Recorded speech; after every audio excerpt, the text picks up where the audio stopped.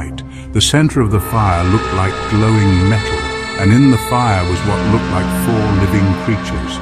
In appearance, their form was human, but each of them had 4 faces and 4 wings. Their legs were straight, their feet were like those of a calf and gleamed like burnished bronze. Under their wings, on their 4 sides, they had human hands. All 4 of them had faces and wings, and the wings of one touched the wings of another. Each one went straight ahead. They did not turn as they moved. Their faces looked like this.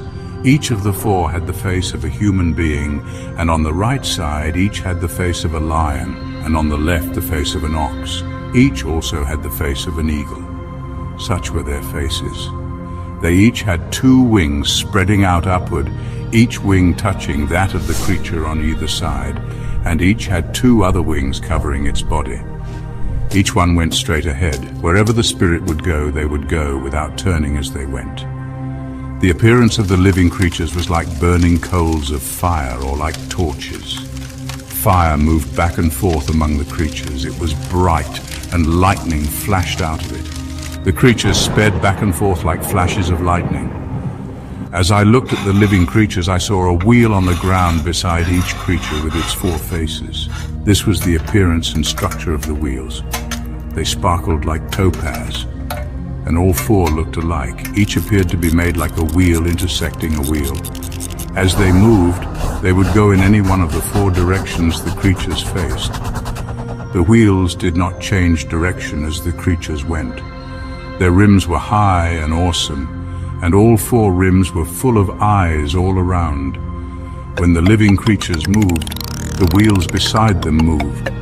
And when the living creatures rose from the ground, the wheels also rose. Wherever the spirit would go, they would go, and the wheels would rise along with them, because the spirit of the living creatures was in the wheels. When the creatures moved, they also moved. When the creatures stood still, they also stood still. And when the creatures rose from the ground, the wheels rose along with them, because the spirit of the living creatures was in the wheels. Spread out above the heads of the living creatures was what looked something like a vault, sparkling like crystal and awesome. Under the vault, their wings were stretched out one toward the other, and each had 2 wings covering its body. When the creatures moved, I heard the sound of their wings, like the roar of rushing waters, like the voice of the Almighty, like the tumult of an army. When they stood still, they lowered their wings. Then there came a voice from above the vault over their heads as they stood with lowered wings. Above the vault over their heads was what looked like a throne of lapis lazuli, and high above on the throne was a figure like that of a man. I saw that from what appeared to be his waist up, he looked like glowing metal as if full of fire, and that from there down he looked like fire, and brilliant light surrounded him. Like the appearance of a rainbow in the clouds on a rainy day, so was the radiance around him. This was the appearance of the likeness of the glory of the Lord. When I saw it, I fell face down, and I heard the voice of one speaking. Chapter 2. He said to me, "Son of man, stand up on your feet, and I will speak to you." As he spoke, the Spirit came into me and raised me to my feet, and I heard him speaking to me. He said, "Son of man, I am sending you to the Israelites, to a rebellious nation that has rebelled against me. They and their ancestors have been in revolt against me to this very day. The people to whom I am sending you are obstinate and stubborn. Say to them, 'This is what the Sovereign Lord says.' And whether they listen or fail to listen, for they are a rebellious people, they will know that a prophet has been among them. And you, Son of man, do not be afraid of them or their words. Do not be afraid, though briars and thorns are all around you and you live among scorpions. Do not be afraid of what they say or be terrified by them, though they are a rebellious people. You must speak my words to them, whether they listen or fail to listen, for they are rebellious. But you, Son of man, listen to what I say to you. Do not rebel like that rebellious people. Open your mouth and eat what I give you. Then I looked, and I saw a hand stretched out to me. In it was a scroll which he unrolled before me. On both sides of it were written words of lament and mourning and woe. Chapter 3.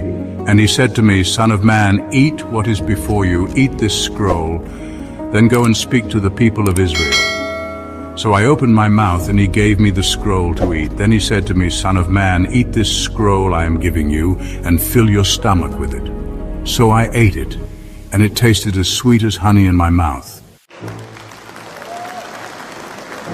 He then said to me, Son of man, go now to the people of Israel and speak my words to them.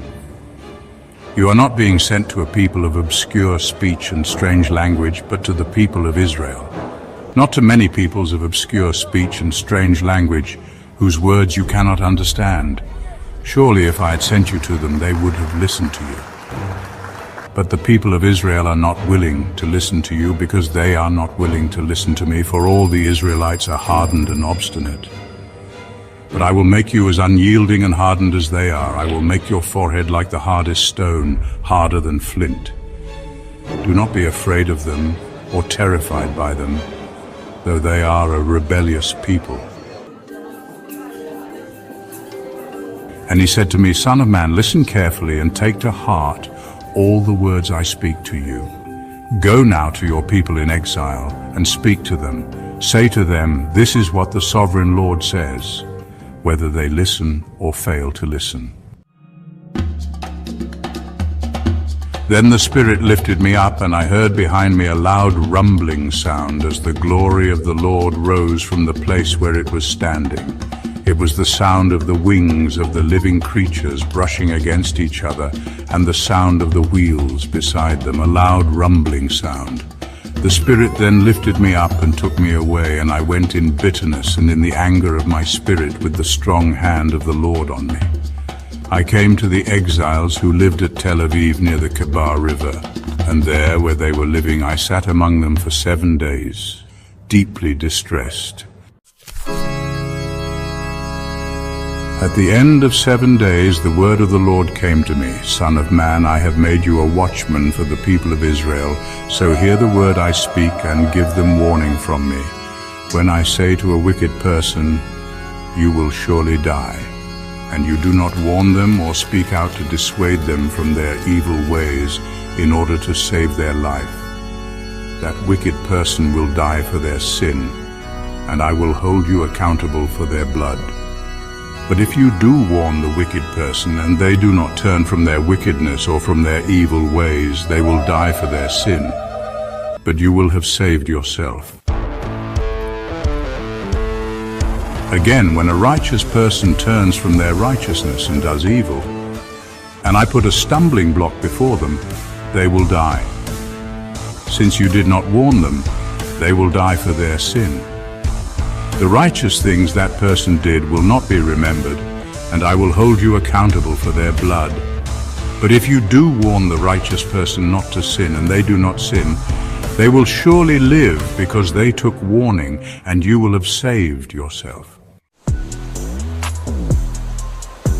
The hand of the Lord was on me there, and he said to me, get up and go out to the plain, and there I will speak to you. So I got up and went out to the plain, and the glory of the Lord was standing there like the glory I had seen by the Kebar River, and I fell face down. Then the Spirit came into me and raised me to my feet. He spoke to me and said, go, shut yourself inside your house, and you, Son of man, they will tie with ropes. You will be bound so that you cannot go out among the people. I will make your tongue stick to the roof of your mouth so that you will be silent and unable to rebuke them, for they are a rebellious people. But when I speak to you, I will open your mouth, and you shall say to them, this is what the sovereign Lord says. Whoever will listen, let them listen, and whoever will refuse, let them refuse, for they are a rebellious people. Chapter 4. Now, son of man, take a block of clay, put it in front of you, and draw the city of Jerusalem on it. Then lay siege to it, erect siege works against it, build a ramp up to it, set up camps against it, and put battering rams around it. Then take an iron pan, Place it as an iron wall between you and the city, and turn your face toward it. It will be under siege, and you shall besiege it. This will be a sign to the people of Israel. Then lie on your left side and put the sin of the people of Israel upon yourself. You are to bear their sin for the number of days you lie on your side. I have assigned you the same number of days as the years of their sin. So for 390 days you will bear the sin of the people of Israel. After you have finished this, lie down again, this time on your right side, and bear the sin of the people of Judah. I have assigned you 40 days, a day for each year. Turn your face toward the siege of Jerusalem, and with bared arm prophesy against her. I will tie you up with ropes so that you cannot turn from one side to the other until you have finished the days of your siege. Take wheat and barley, beans and lentils, millet and spelt. Put them in a storage jar and use them to make bread for yourself. You are to eat it during the 390 days you lie on your side. Weigh out 20 shekels of food to eat each day and eat it at set times. Also measure out 1/6 of a hin of water and drink it at set times. Eat the food as you would a loaf of barley bread. Bake it in the sight of the people, using human excrement for fuel. The Lord said, "In this way the people of Israel will eat defiled food among the nations where I will drive them." Then I said, "Not so, Sovereign Lord, I have never defiled myself. From my youth until now I have never eaten anything found dead or torn by wild animals. No impure meat has ever entered my mouth." "Very well," he said, "I will let you bake your bread over cow dung instead of human excrement." He then said to me, "Son of man, I am about to cut off the food supply in Jerusalem. The people will eat rationed food in anxiety and drink rationed water in despair, for food and water will be scarce. They will be appalled at the sight of each other and will waste away because of their sin." Chapter 5. Now, son of man, take a sharp sword and use it as a barber's razor to shave your head and your beard. Then take a set of scales and divide up the hair. When the days of your siege come to an end, burn 1/3 of the hair inside the city. Take 1/3 and strike it with the sword all around the city, and scatter 1/3 to the wind, for I will pursue them with drawn sword. But take a few hairs and tuck them away in the folds of your garment. Again take a few of these and throw them into the fire and burn them up. A fire will spread from there to all Israel. This is what the Sovereign Lord says. This is Jerusalem, which I have set in the center of the nations, with countries all around her. Yet in her wickedness she has rebelled against my laws and decrees more than the nations and countries around her. She has rejected my laws and has not followed my decrees. Therefore, this is what the Sovereign Lord says. You have been more unruly than the nations around you and have not followed my decrees or kept my laws. You have not even conformed to the standards of the nations around you. Therefore, this is what the Sovereign Lord says. I myself am against you, Jerusalem, and I will inflict punishment on you in the sight of the nations. Because of all your detestable idols, I will do to you what I have never done before and will never do again. Therefore, in your midst, parents will eat their children, and children will eat their parents. I will inflict punishment on you and will scatter all your survivors to the winds. Therefore, as surely as I live, declares the Sovereign Lord, because you have defiled my sanctuary with all your vile images and detestable practices, I myself will shave you. I will not look on you with pity or spare you. 1/3 of your people will die of the plague or perish by famine inside you. 1/3 will fall by the sword outside your walls, and 1/3 I will scatter to the winds and pursue with drawn sword. Then my anger will cease, and my wrath against them will subside, and I will be avenged. And when I have spent my wrath on them, they will know that I, the Lord, have spoken in my zeal. I will make you a ruin and a reproach among the nations around you in the sight of all who pass by. You will be a reproach and a taunt, a warning and an object of horror to the nations around you when I inflict punishment on you in anger and in wrath, and with stinging rebuke. I, the Lord, have spoken, would have. When I shoot at you with my deadly and destructive arrows of famine, I will shoot to destroy you. I will bring more and more famine upon you and cut off your supply of food. I will send famine and wild beasts against you, and they will leave you childless. Plague and bloodshed will sweep through you, and I will bring the sword against you. I, the Lord, have spoken. Chapter 6. The word of the Lord came to me. Son of man, set your face against the mountains of Israel. Prophesy against them and say, You mountains of Israel, hear the word of the sovereign Lord. This is what the sovereign Lord says to the mountains and hills, to the ravines and valleys. I'm about to bring a sword against you, and I will destroy your high places. Your altars will be demolished, and your incense altars will be smashed. And I will slay your people in front of your idols. I will lay the dead bodies of the Israelites in front of their idols, and I will scatter your bones around your altars.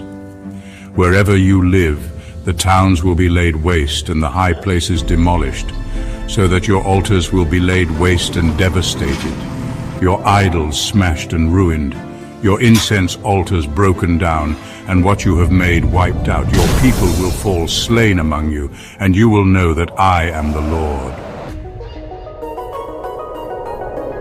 But I will spare some, for some of you will escape the sword when you are scattered among the lands and nations. Then in the nations where they have been carried captive, those who escape will remember me, how I have been grieved by their adulterous hearts, which have turned away from me, and by their eyes, which have lusted after their idols. They will loathe themselves for the evil they have done and for all their detestable practices, and they will know that I am the Lord. I did not threaten in vain to bring this calamity on them. This is what the sovereign Lord says, Strike your hands together and stamp your feet and cry out, Alas, because of all the wicked and detestable practices of the people of Israel, for they will fall by the sword, famine, and plague. One who is far away will die of the plague, and one who is near will fall by the sword, and anyone who survives and is spared will die of famine. So will I pour out my wrath on them. And they will know that I am the Lord, when their people lie slain among their idols around their altars, on every high hill and on all the mountain tops, under every spreading tree and every leafy oak, places where they offered fragrant incense to all their idols. And I will stretch out my hand against them, and make the land a desolate waste from the desert to Diblah, wherever they live. Then they will know that I am the Lord. Chapter 7. The word of the Lord came to me, Son of man, this is what the sovereign Lord says to the land of Israel. The end has come upon the four corners of the land. The end is now upon you, and I will unleash my anger against you. I will judge you according to your conduct and repay you for all your detestable practices. I will not look on you with pity. I will not spare you. I will surely repay you for your conduct and for the detestable practices among you. Then you will know that I am the Lord. This is what the sovereign Lord says, Disaster, unheard of disaster. See, it comes. The end has come. The end has come. It has roused itself against you. See, it comes. Doom has come upon you who dwell in the land. The time has come. The day is near. There is panic, not joy on the mountains. I am about to pour out my wrath on you and spend my anger against you. I will judge you according to your conduct and repay you for all your detestable practices. I will not look on you with pity. I will not spare you. I will repay you for your conduct and for the detestable practices among you. Then you will know that it is I, the Lord, who strikes you. See the day. See, it comes. Doom has burst forth, the rod has budded, arrogance has blossomed, violence has arisen, a rod to punish the wicked. None of the people will be left, none of that crowd, none of their wealth, nothing of value. The time has come, the day has arrived. Let not the buyer rejoice, nor the seller grieve, for my wrath is on the whole crowd. The seller will not recover the property that was sold, as long as both buyer and seller live. For the vision concerning the whole crowd will not be reversed. Because of their sins, not one of them will preserve their life. They have blown the trumpet, they have made all things ready, but no one will go into battle, for my wrath is on the whole crowd. Outside is the sword, inside are plague and famine. Those in the country will die by the sword, those in the city will be devoured by famine and plague. The fugitives who escape will flee to the mountains. Like doves of the valleys, they will all moan, each for their own sins. Every hand will go limp, every leg will be wet with urine. They will put on sackcloth and be clothed with terror. Every face will be covered with shame, and every head will be shaved. They will throw their silver into the streets, and their gold will be treated as a thing unclean. Their silver and gold will not be able to deliver them in the day of the Lord's wrath. It will not satisfy their hunger or fill their stomachs, for it has caused them to stumble into sin. They took pride in their beautiful jewelry and used it to make their detestable idols. They made it into vile images, therefore I will make it a thing unclean for them. I will give their wealth as plunder to foreigners and as loot to the wicked of the earth, who will defile it. I will turn my face away from the people, and robbers will desecrate the place I treasure. They will enter it and will defile it. Prepare chains, for the land is full of bloodshed, and the city is full of violence. I will bring the most wicked of nations to take possession of their houses. I will put an end to the pride of the mighty, and their sanctuaries will be desecrated. When terror comes, they will seek peace in vain. Calamity upon calamity will come, and rumor upon rumor. They will go searching for a vision from the prophet. Priestly instruction in the law will cease. The counsel of the elders will come to an end. The king will mourn, the prince will be clothed with despair, and the hands of the people of the land will tremble. I will deal with them according to their conduct, and by their own standards I will judge them. Then they will know that I am the Lord. Chapter 8. In the 6th year, in the 6th month, on the 5th day, while I was sitting in my house, and the elders of Judah were sitting before me, the hand of the sovereign Lord came on me there. I looked, and I saw a figure like that of a man. From what appeared to be his waist down, he was like fire, and from there up his appearance was as bright as glowing metal. He stretched out what looked like a hand and took me by the hair of my head. The Spirit lifted me up between earth and heaven, and in visions of God he took me to Jerusalem, to the entrance of the north gate of the inner court, where the idol that provokes to jealousy stood. And there before me was the glory of the God of Israel, as in the vision I had seen in the plain. Then he said to me, Son of man, look toward the north. So I looked, and in the entrance north of the gate of the altar I saw this idol of jealousy. And he said to me, Son of man, do you see what they are doing, the utterly detestable things the Israelites are doing here, things that will drive me far from my sanctuary? But you will see things that are even more detestable. Then he brought me to the entrance to the court. I looked, and I saw a hole in the wall. He said to me, Son of man, now dig into the wall. So I dug into the wall and saw a doorway there. And he said to me, Go in and see the wicked and detestable things they are doing here. So I went in and looked, and I saw portrayed all over the walls all kinds of crawling things and unclean animals and all the idols of Israel. In front of them stood 70 elders of Israel, and Jaazaniah son of Shaphan was standing among them.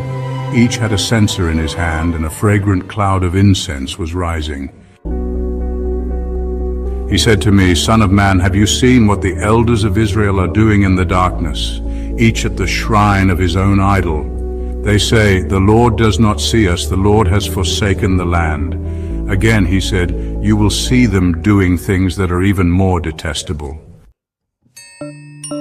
Then he brought me to the entrance of the north gate of the house of the Lord, and I saw women sitting there, mourning the god Tammuz. He said to me, "Do you see this, son of man? You will see things that are even more detestable than this." He then brought me into the inner court of the house of the Lord, and there at the entrance to the temple, between the portico and the altar, were about 25 men, with their backs toward the temple of the Lord and their faces toward the east. They were bowing down to the sun in the east. He said to me, "Have you seen this, son of man? Is it a trivial matter for the people of Judah to do the detestable things they are doing here? Must they also fill the land with violence and continually arouse my anger? Look at them putting the branch to their nose. Therefore I will deal with them in anger. I will not look on them with pity or spare them. Although they shout in my ears, I will not listen to them." Chapter 9. Then I heard him call out in a loud voice, "Bring near those who are appointed to execute judgment on the city, each with a weapon in his hand." And I saw 6 men coming from the direction of the upper gate, which faces north, each with a deadly weapon in his hand. With them was a man clothed in linen who had a writing kit at his side. They came in and stood beside the bronze altar. Now the glory of the God of Israel went up from above the cherubim where it had been, and moved to the threshold of the temple. Then the Lord called to the man clothed in linen who had the writing kit at his side, and said to him, "Go throughout the city of Jerusalem and put a mark on the foreheads of those who grieve and lament over all the detestable things that are done in it." As I listened, he said to the others, "Follow him through the city and kill, without showing pity or compassion. Slaughter the old men, the young men and women, the mothers and children, but do not touch anyone who has the mark. Begin at my sanctuary." So they began with the old men who were in front of the temple. Then he said to them, "Defile the temple and fill the courts with the slain. Go." So they went out and began killing throughout the city. While they were killing and I was left alone, I fell face down, crying out, "Alas, sovereign Lord, are you going to destroy the entire remnant of Israel in this outpouring of your wrath on Jerusalem?" He answered me, "The sin of the people of Israel and Judah is exceedingly great. The land is full of bloodshed and the city is full of injustice. They say, 'The Lord has forsaken the land, the Lord does not see.' So I will not look on them with pity or spare them, but I will bring down on their own heads what they have done." Then the man in linen with the writing kit at his side brought back word, saying, "I have done as you commanded." Chapter 10. I looked, and I saw the likeness of a throne of lapis lazuli above the vault that was over the heads of the cherubim. The Lord said to the man clothed in linen, "Go in among the wheels beneath the cherubim. Fill your hands with burning coals from among the cherubim and scatter them over the city." And as I watched, he went in. Now the cherubim were standing on the south side of the temple when the man went in, and a cloud filled the inner court. Then the glory of the Lord rose from above the cherubim and moved to the threshold of the temple. The cloud filled the temple, and the court was full of the radiance of the glory of the Lord. The sound of the wings of the cherubim could be heard as far away as the outer court, like the voice of God Almighty when he speaks. When the Lord commanded the man in linen, "Take fire from among the wheels, from among the cherubim," the man went in and stood beside a wheel. Then one of the cherubim reached out his hand to the fire that was among them. He took up some of it and put it into the hands of the man in linen, who took it and went out. Under the wings of the cherubim could be seen what looked like human hands.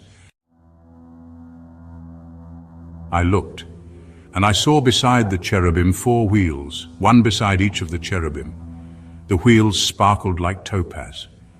As for their appearance, the 4 of them looked alike. Each was like a wheel intersecting a wheel. As they moved, they would go in any one of the 4 directions the cherubim faced. The wheels did not turn about as the cherubim went. The cherubim went in whatever direction the head faced, without turning as they went. Their entire bodies, including their backs, their hands and their wings, were completely full of eyes, as were their 4 wheels. I heard the wheels being called the whirling wheels. Each of the cherubim had 4 faces. One face was that of a cherub, the second the face of a human being, the third the face of a lion, and the fourth the face of an eagle. Then the cherubim rose upward. These were the living creatures I had seen by the Kebar River. When the cherubim moved, the wheels beside them moved, and when the cherubim spread their wings to rise from the ground, the wheels did not leave their side. When the cherubim stood still, they also stood still, and when the cherubim rose, they rose with them, because the spirit of the living creatures was in them. Then the glory of the Lord departed from over the threshold of the temple and stopped above the cherubim. While I watched, the cherubim spread their wings and rose from the ground, and as they went, the wheels went with them. They stopped at the entrance of the east gate of the Lord's house, and the glory of the God of Israel was above them. These were the living creatures I had seen beneath the God of Israel by the Kebar River, and I realized that they were cherubim. Each had 4 faces and 4 wings, and under their wings was what looked like human hands. Their faces had the same appearance as those I had seen by the Kebar River. Each one went straight ahead.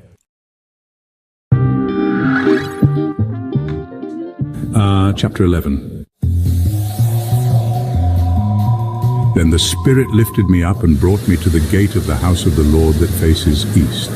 There at the entrance of the gate were 25 men, and I saw among them Jazaniah son of Azur and Pelatiah son of Benaiah, leaders of the people.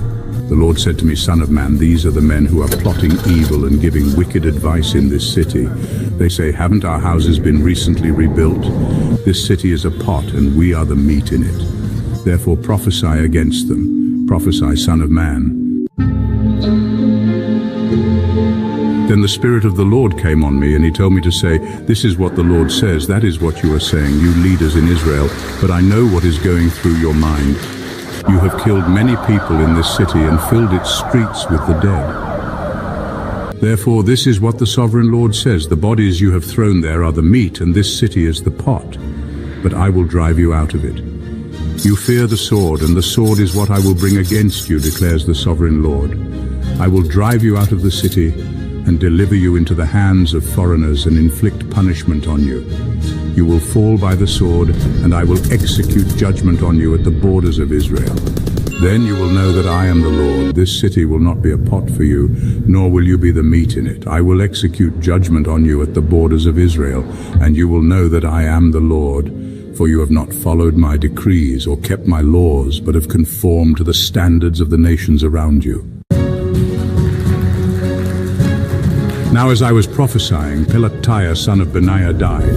Then I fell face down and cried out in a loud voice, Alas, Sovereign Lord, will you completely destroy the remnant of Israel?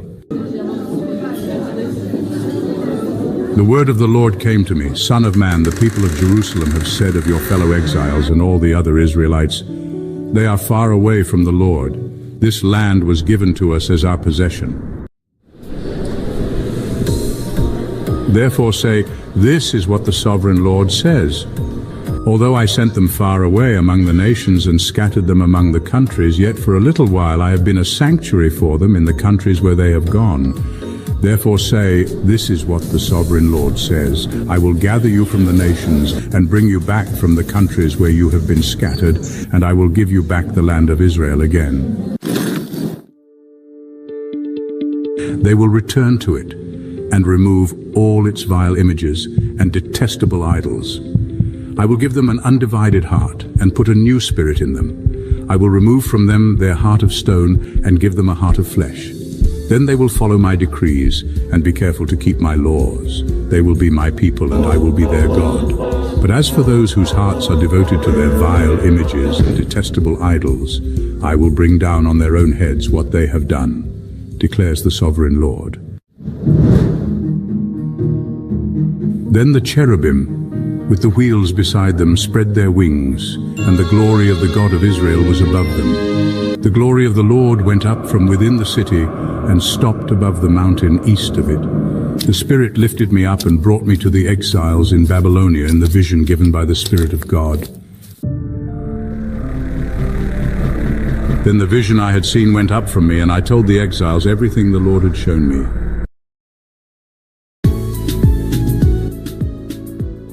Chapter 12. The word of the Lord came to me, Son of man, you are living among a rebellious people. They have eyes to see but do not see, and ears to hear but do not hear, for they are a rebellious people. Therefore, Son of man, pack your belongings for exile, and in the daytime, as they watch, set out and go from where you are to another place. Perhaps they will understand, though they are a rebellious people. During the daytime, while they watch, bring out your belongings packed for exile. Then in the evening, while they are watching, go out like those who go into exile. While they watch, dig through the wall and take your belongings out through it. Put them on your shoulder as they are watching and carry them out at dusk. Cover your face so that you cannot see the land, for I have made you a sign to the Israelites. So I did as I was commanded. During the day I brought out my things packed for exile. Then in the evening I dug through the wall with my hands. I took my belongings out at dusk, carrying them on my shoulders while they watched. In the morning the word of the Lord came to me. Son of man, did not the Israelites, that rebellious people, ask you, what are you doing? Say to them, this is what the sovereign Lord says. This prophecy concerns the prince in Jerusalem and all the Israelites who are there. Say to them, I am a sign to you. As I have done, so it will be done to them. They will go into exile as captives. The prince among them will put his things on his shoulder at dusk and leave, and a hole will be dug in the wall for him to go through. He will cover his face so that he cannot see the land. I will spread my net for him, and he will be caught in my snare. I will bring him to Babylonia, the land of the Chaldeans, but he will not see it, and there he will die. I will scatter to the winds all those around him, his staff and all his troops, and I will pursue them with drawn sword. They will know that I am the Lord, when I disperse them among the nations and scatter them through the countries. But I will spare a few of them from the sword, famine and plague, so that in the nations where they go they may acknowledge all their detestable practices. Then they will know that I am the Lord. The word of the Lord came to me, Son of man, tremble as you eat your food, and shudder in fear as you drink your water. Say to the people of the land, this is what the sovereign Lord says about those living in Jerusalem and in the land of Israel. They will eat their food in anxiety and drink their water in despair, for their land will be stripped of everything in it, because of the violence of all who live there. The inhabited towns will be laid waste, and the land will be desolate. Then you will know that I am the Lord. The word of the Lord came to me, Son of man, what is this proverb you have in the land of Israel? The days go by and every vision comes to nothing. Say to them, this is what the sovereign Lord says. I'm going to put an end to this proverb, and they will no longer quote it in Israel. Say to them, the days are near when every vision will be fulfilled, for there will be no more false visions or flattering divinations among the people of Israel.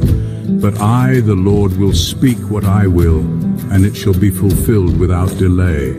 For in your days, you rebellious people, I will fulfill whatever I say, declares the sovereign Lord. The word of the Lord came to me, Son of man, the Israelites are saying, the vision he sees is for many years from now, and he prophesies about the distant future. Therefore say to them, this is what the sovereign Lord says. None of my words will be delayed any longer. Whatever I say will be fulfilled, declares the sovereign Lord. Chapter 13. The word of the Lord came to me, Son of man, prophesy against the prophets of Israel who are now prophesying. Say to those who prophesy out of their own imagination, hear the word of the Lord. This is what the sovereign Lord says. Woe to the foolish prophets who follow their own spirit and have seen nothing. Your prophets, Israel, are like jackals among ruins.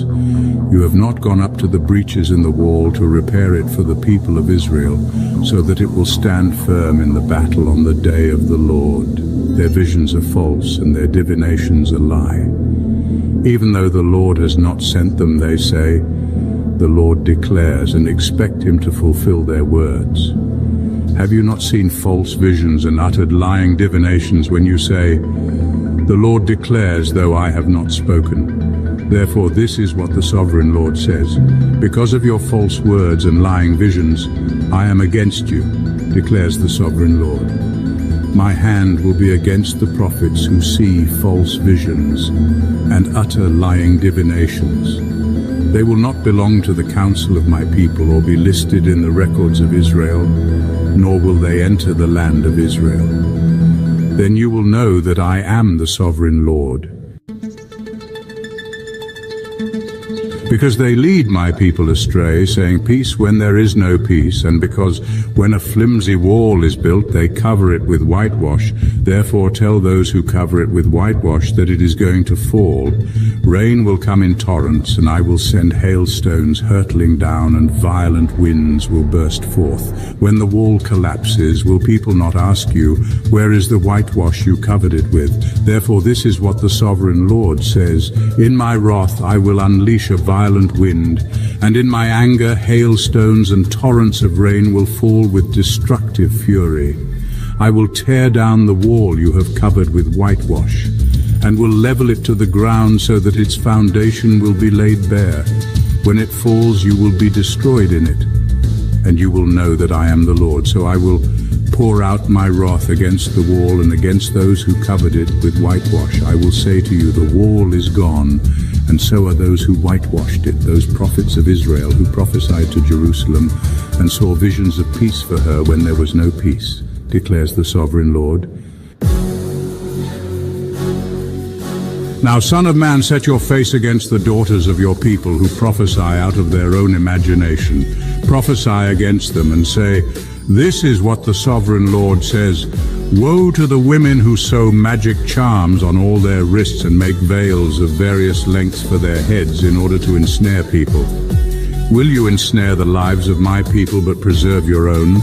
You have profaned me among my people for a few handfuls of barley and scraps of bread. By lying to my people who listen to lies, you have killed those who should not have died and have spared those who should not live. Therefore this is what the sovereign Lord says. I am against your magic charms with which you ensnare people like birds, and I will tear them from your arms. I will set free the people that you ensnare like birds. I will tear off your veils and save my people from your hands, and they will no longer fall prey to your power. Then you will know that I am the Lord, because you disheartened the righteous with your lies when I had brought them no grief, and because you encouraged the wicked not to turn from their evil ways and so save their lives. Therefore you will no longer see false visions or practice divination. I will save my people from your hands, and then you will know that I am the Lord. Chapter 14. Some of the elders of Israel came to me and sat down in front of me. Then the word of the Lord came to me. Son of man, these men have set up idols in their hearts and put wicked stumbling blocks before their faces. Should I let them inquire of me at all? Therefore speak to them and tell them, this is what the sovereign Lord says. When any of the Israelites set up idols in their hearts and put a wicked stumbling block before their faces, and then go to a prophet, I, the Lord, will answer them myself, in keeping with their great idolatry. I will do this to recapture the hearts of the people of Israel, who have all deserted me for their idols. Therefore say to the people of Israel, this is what the Sovereign Lord says. Repent, turn from your idols and renounce all your detestable practices.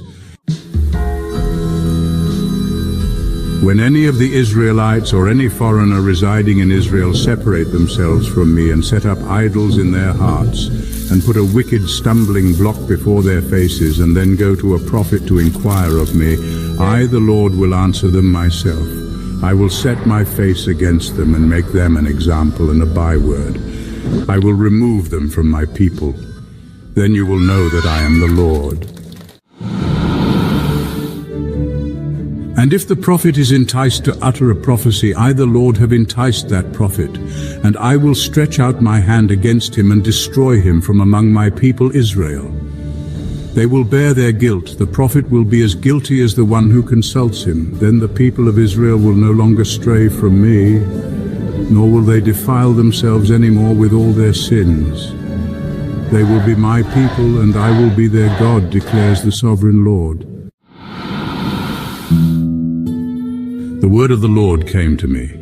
Son of man, if a country sins against me by being unfaithful, and I stretch out my hand against it to cut off its food supply and send famine upon it and kill its people and their animals, even if these three men, Noah, Daniel, and Job, were in it, they could save only themselves by their righteousness, declares the Sovereign Lord. Or if I send wild beasts through that country and they leave it childless and it becomes desolate so that no one can pass through it because of the beasts, as surely as I live, declares the Sovereign Lord, even if these three men were in it, they could not save their own sons or daughters. They alone would be saved, but the land would be desolate. Or if I bring a sword against that country and say, let the sword pass throughout the land, and I kill its people and their animals, as surely as I live, declares the Sovereign Lord, even if these three men were in it, they could not save their own sons or daughters. They alone would be saved.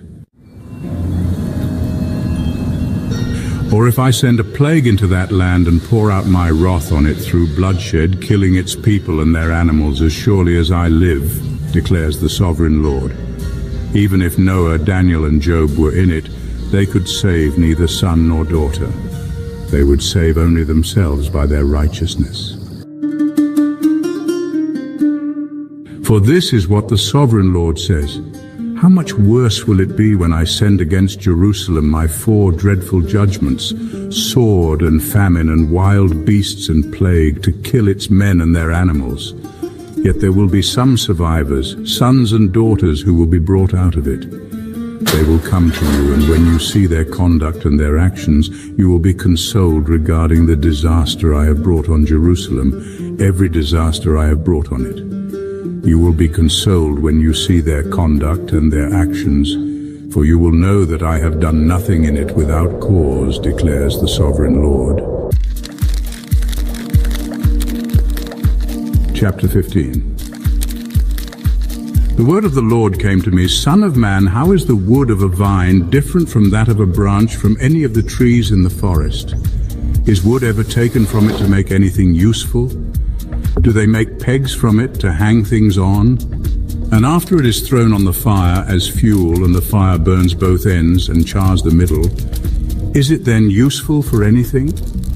If it was not useful for anything when it was whole, how much less can it be made into something useful when the fire has burned it and it is charred? Therefore, this is what the Sovereign Lord says, as I have given the wood of the vine among the trees of the forest as fuel for the fire, so will I treat the people living in Jerusalem. I will set my face against them. Although they have come out of the fire will yet consume them. And when I set my face against them, you will know that I am the Lord. I will make the land desolate because they have been unfaithful, declares the Sovereign Lord. Chapter 16. The word of the Lord came to me, Son of man, confront Jerusalem with her detestable practices and say, this is what the sovereign Lord says to Jerusalem. Your ancestry and birth were in the land of the Canaanites. Your father was an Amorite and your mother a Hittite. On the day you were born, your cord was not cut, nor were you washed with water to make you clean, nor were you rubbed with salt or wrapped in cloths. No one looked on you with pity or had compassion enough to do any of these things for you. Rather, you were thrown out into the open field, for on the day you were born, you were despised. Then I passed by and saw you kicking about in your blood, and as you lay there in your blood, I said to you, live.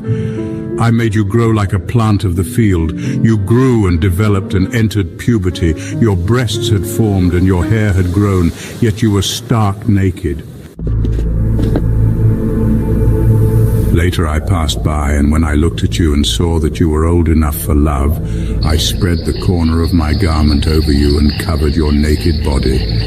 I gave you my solemn oath and entered into a covenant with you, declares the sovereign Lord, and you became mine. I bathed you with water and washed the blood from you and put ointments on you. I clothed you with an embroidered dress and put sandals of fine leather on you. I dressed you in fine linen and covered you with costly garments. I adorned you with jewelry. I put bracelets on your arms and a necklace around your neck, and I put a ring on your nose, earrings on your ears, and a beautiful crown on your head. So you were adorned with gold and silver. Your clothes were of fine linen and costly fabric and embroidered cloth. Your food was honey, olive oil, and the finest flour. You became very beautiful and rose to be a queen.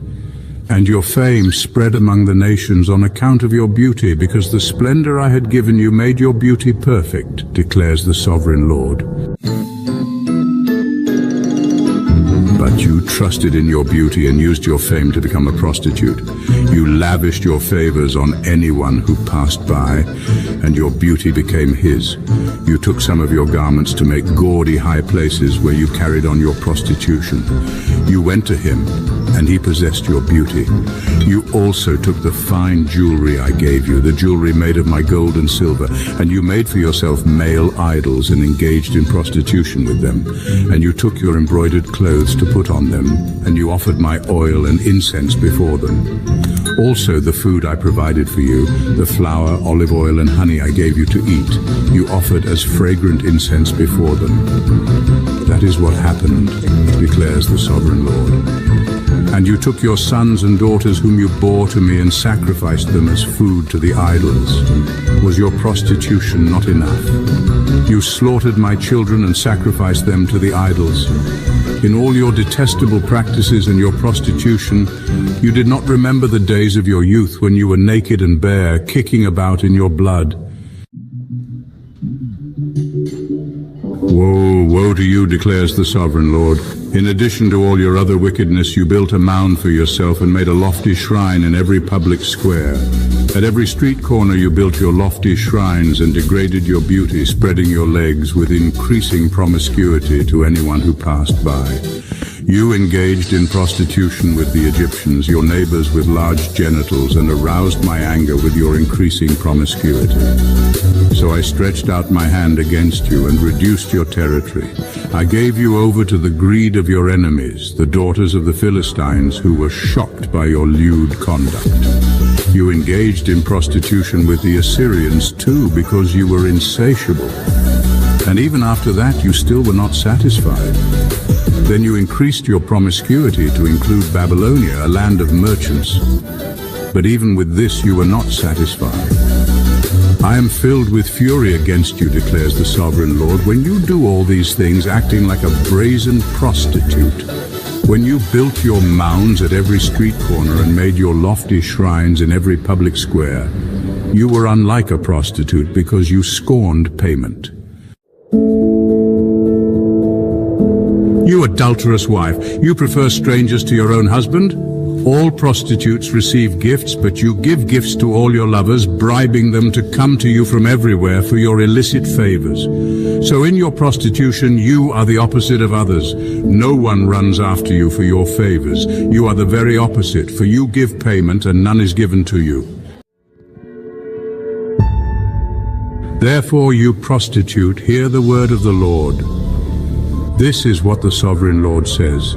Because you poured out your lust and exposed your naked body in your promiscuity with your lovers, and because of all your detestable idols, and because you gave them your children's blood, therefore I am going to gather all your lovers with whom you found pleasure, those you loved as well as those you hated. I will gather them against you from all around and will strip you in front of them, and they will see you stark naked. I will sentence you to the punishment of women who commit adultery and who shed blood. I will bring on you the blood vengeance of my wrath and jealous anger. Then I will deliver you into the hands of your lovers, and they will tear down your mounds and destroy your lofty shrines. They will strip you of your clothes and take your fine jewelry and leave you stark naked. They will bring a mob against you who will stone you and hack you to pieces with their swords. They will burn down your houses and inflict punishment on you in the sight of many women. I will put a stop to your prostitution, and you will no longer pay your lovers. Then my wrath against you will subside, and my jealous anger will turn away from you. I will be calm and no longer angry. Because you did not remember the days of your youth, but enraged me with all these things, I will surely bring down on your head what you have done, declares the sovereign Lord. Did you not add lewdness to all your other detestable practices? Everyone who quotes Proverbs will quote this proverb about you, like mother, like daughter. You are a true daughter of your mother, who despised her husband and her children. And you are a true sister of your sisters, who despised their husbands and their children. Your mother was a Hittite, and your father an Amorite. Your older sister was Samaria, who lived to the north of you with her daughters. And your younger sister, who lived to the south of you with her daughters, was Sodom. You not only followed their ways and copied their detestable practices, but in all your ways you soon became more depraved than they. As surely as I live, declares the sovereign Lord, your sister Sodom and her daughters never did what you and your daughters have done. Now this was the sin of your sister Sodom. She and her daughters were arrogant, overfed and unconcerned. They did not help the poor and needy. They were haughty and did detestable things before me. Therefore I did away with them, as you have seen. Samaria did not commit half the sins you did. You have done more detestable things than they, and have made your sisters seem righteous by all these things you have done. Bear your disgrace, for you have furnished some justification for your sisters. Because your sins were more vile than theirs, they appear more righteous than you. So then, be ashamed and bear your disgrace, for you have made your sisters appear righteous. However, I will restore the fortunes of Sodom and her daughters, and of Samaria and her daughters, and your fortunes along with them, so that you may bear your disgrace and be ashamed of all you have done in giving them comfort. And your sisters, Sodom with her daughters and Samaria with her daughters, will return to what they were before, and you and your daughters will return to what you were before. You would not even mention your sister Sodom in the day of your pride, before your wickedness was uncovered. Even so, you are now scorned by the daughters of Edom and all her neighbors and the daughters of the Philistines, all those around you who despise you. You will bear the consequences of your lewdness and your detestable practices, declares the Lord. This is what the sovereign Lord says. I will deal with you as you deserve, because you have despised my oath by breaking the covenant. Yet I will remember the covenant I made with you in the days of your youth, and I will establish an everlasting covenant with you. Then you will remember your ways, and be ashamed when you receive your sisters, both those who are older than you and those who are younger. I will give them to you as daughters, but not on the basis of my covenant with you. So I will establish my covenant with you. and you will know that I am the Lord. Then when I make atonement for you for all you have done, you will remember and be ashamed, and never again open your mouth because of your humiliation, declares the Sovereign Lord. Chapter 17. The word of the Lord came to me, Son of man, set forth an allegory and tell it to the Israelites as a parable. Say to them, this is what the Sovereign Lord says. A great eagle with powerful wings, long feathers and full plumage of varied colors came to Lebanon. Taking hold of the top of a cedar, he broke off its topmost shoot and carried it away to a land of merchants, where he planted it in a city of traders. He took one of the seedlings of the land and put it in fertile soil. He planted it like a willow by abundant water, and it sprouted and became a low, spreading vine. Its branches turned toward him, but its roots remained under it. So it became a vine and produced branches and put out leafy boughs. But there was another great eagle with powerful wings and full plumage. The vine now sent out its roots toward him from the plot where it was planted, and stretched out its branches to him for water. It had been planted in good soil by abundant water, so that it would produce branches, bear fruit, and become a splendid vine. Say to them, this is what the Sovereign Lord says. Will it thrive? Will it not be uprooted and stripped of its fruit so that it withers? All its new growth will wither. It will not take a strong arm or many people to pull it up by the roots. It has been planted, but will it thrive? Will it not wither completely when the east wind strikes it, wither away in the plot where it grew? Then the word of the Lord came to me. Say to this rebellious people, do you not know what these things mean? Say to them, the king of Babylon went to Jerusalem and carried off her king and her nobles, bringing them back with him to Babylon. Then he took a member of the royal family and made a treaty with him, putting him under oath. He also carried away the leading men of the land, so that the kingdom would be brought low, unable to rise again, surviving only by keeping his treaty. But the king rebelled against him by sending his envoys to Egypt to get horses and a large army. Will he succeed? Will he who does such things escape? Will he break the treaty and yet escape? As surely as I live, declares the Sovereign Lord, he shall die in Babylon, in the land of the king who put him on the throne, whose oath he despised and whose treaty he broke. Pharaoh with his mighty army and great horde will be of no help to him in war, when ramps are built and siege works erected to destroy many lives. He despised the oath by breaking the covenant. Because he had given his hand in pledge and yet did all these things, he shall not escape. Therefore this is what the Sovereign Lord says, as surely as I live, I will repay him for despising my oath and breaking my covenant. I will spread my net for him, and he will be caught in my snare. I will bring him to Babylon and execute judgment on him there, because he was unfaithful to me. All his choice troops will fall by the sword, and the survivors will be scattered to the winds. Then you will know that I, the Lord, have spoken. This is what the Sovereign Lord says. I myself will take a shoot from the very top of a cedar and plant it.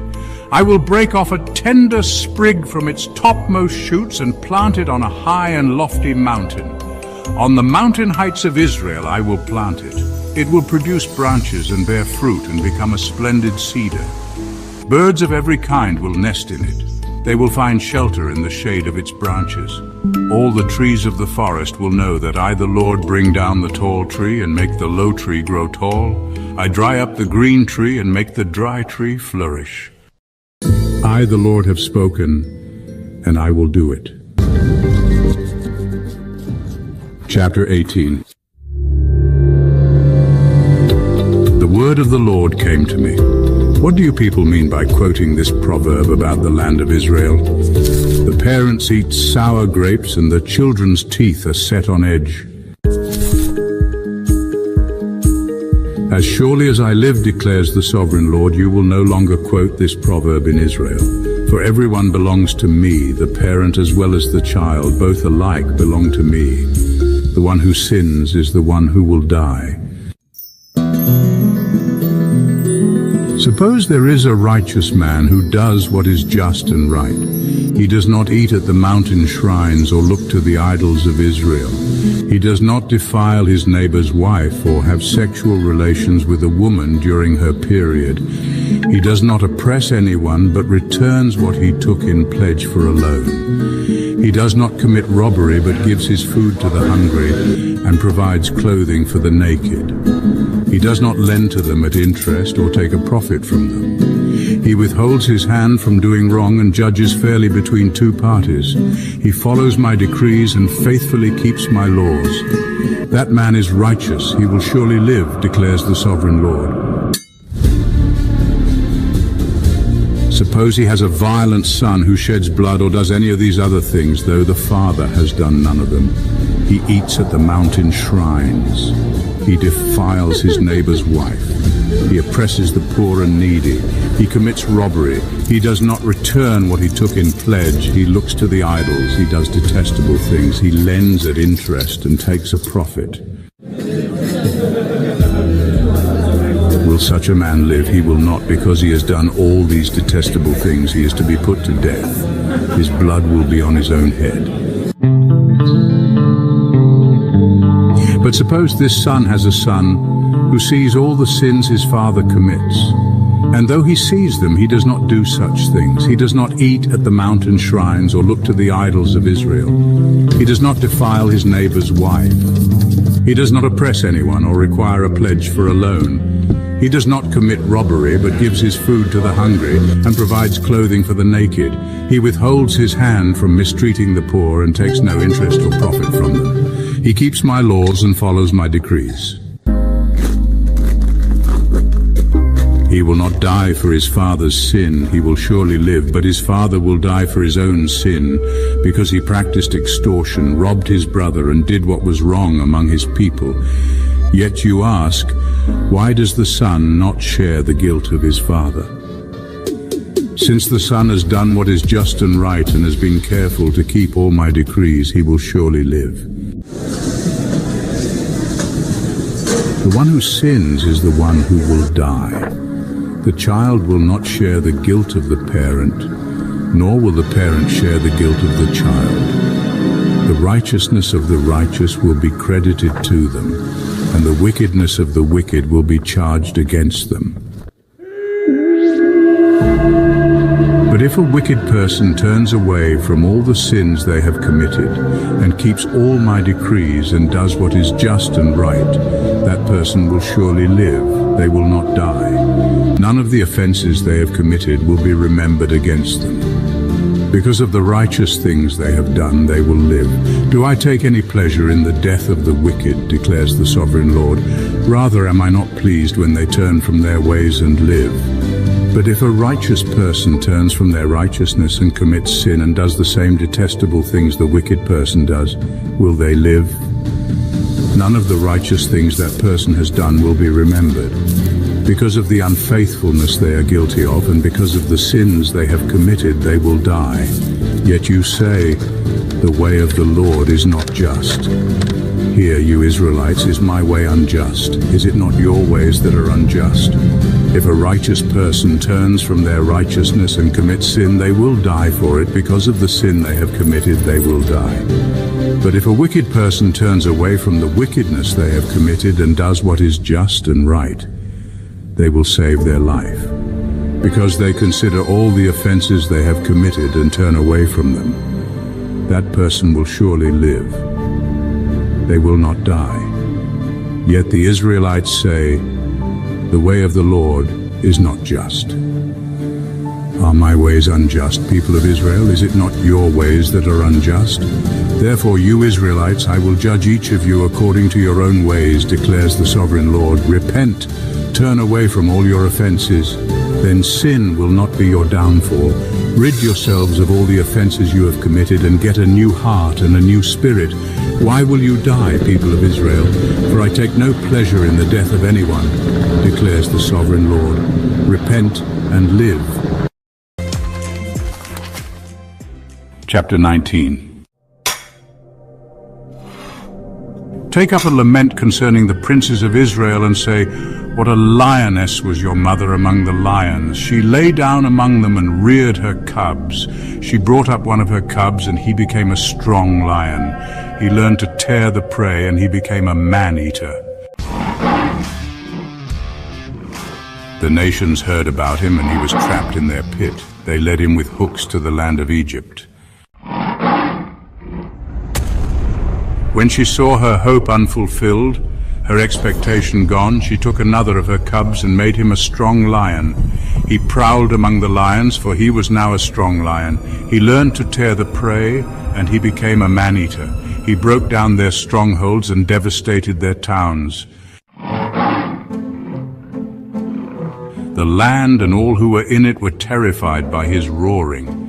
Then the nations came against him, those from regions round about. They spread their net for him, and he was trapped in their pit. With hooks they pulled him into a cage and brought him to the king of Babylon.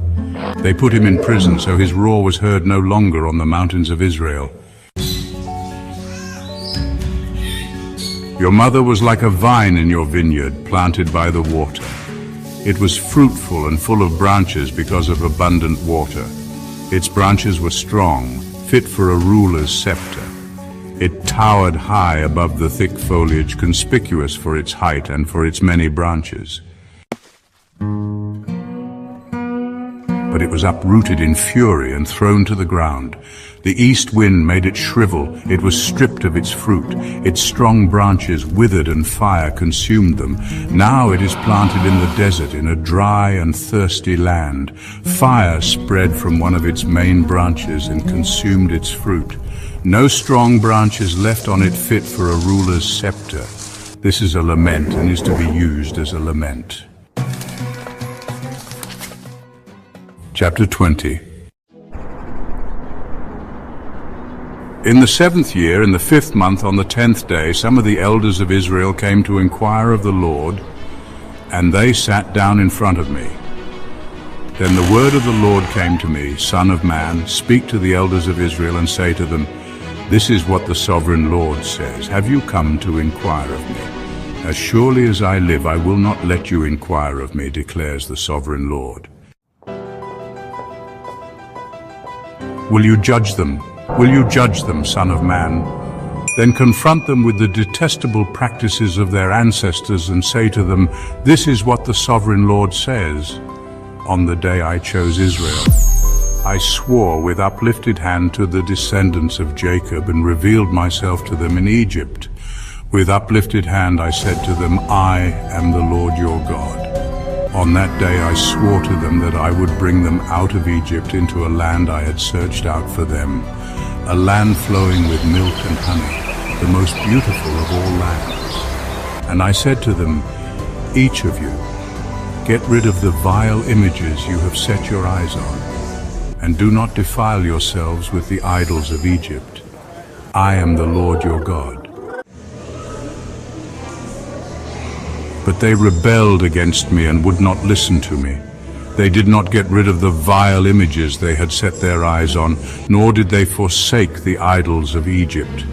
So I said, I would pour out my wrath on them and spend my anger against them in Egypt. But for the sake of my name, I brought them out of Egypt. I did it to keep my name from being profaned in the eyes of the nations among whom they lived, and in whose sight I had revealed myself to the Israelites. Therefore I led them out of Egypt and brought them into the wilderness. I gave them my decrees and made known to them my laws, by which the person who obeys them will live. Also I gave them my Sabbaths as a sign between us, so they would know that I, the Lord, made them holy. Yet the people of Israel rebelled against me in the wilderness. They did not follow my decrees, but rejected my laws, by which the person who obeys them will live, and they utterly desecrated my Sabbaths. So I said I would pour out my wrath on them and destroy them in the wilderness. but for the sake of my name, I did what would keep it from being profaned in the eyes of the nations in whose sight I had brought them out. Also, with uplifted hand, I swore to them in the wilderness that I would not bring them into the land I had given them, a land flowing with milk and honey, the most beautiful of all lands, because they rejected my laws and did not follow my decrees and desecrated my Sabbaths. For their hearts were devoted to their idols, yet I looked on them with pity and did not destroy them or put an end to them in the wilderness. I said to their children in the wilderness, do not follow the statutes of your parents or keep their laws or defile yourselves with their idols. I am the Lord your God. Follow my decrees and be careful to keep my laws. Keep my Sabbaths holy, that they may be a sign between us. Then you will know that I am the Lord your God. But the children rebelled against me. They did not follow my decrees. They were not careful to keep my laws, of which I said, the person who obeys them will live by them. And they desecrated my Sabbaths. So I said I would pour out my wrath on them and spend my anger against them in the wilderness. But I withheld my hand, and for the sake of my name I did what would keep it from being profaned in the eyes of the nations in whose sight I had brought them out.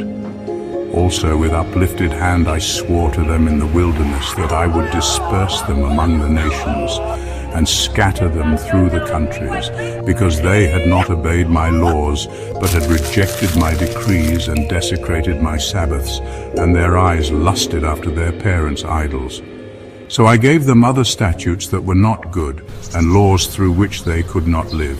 I defiled them through their gifts, the sacrifice of every firstborn, that I might fill them with horror, so they would know that I am the Lord. Therefore, Son of Man, speak to the people of Israel and say to them, this is what the Sovereign Lord says. In this also your ancestors blasphemed me by being unfaithful to me. When I brought them into the land I had sworn to give them, and they saw any high hill or any leafy tree, there they offered their sacrifices, made offerings that aroused my anger, presented their fragrant incense, and poured out their drink offerings. Then I said to them, what is this high place you go to? It is called Bamah to this day. Therefore say to the Israelites, this is what the Sovereign Lord says, will you defile yourselves the way your ancestors did and lust after their vile images? When you offer your gifts, the sacrifice of your children in the fire, you continue to defile yourselves with all your idols to this day.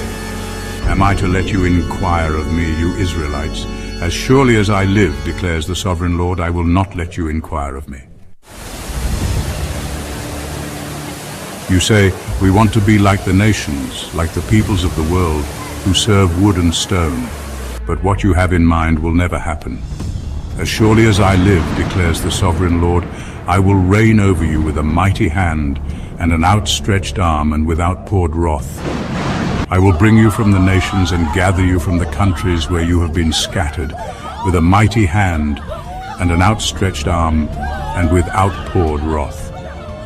I will bring you into the wilderness of the nations, and there face to face I will execute judgment upon you.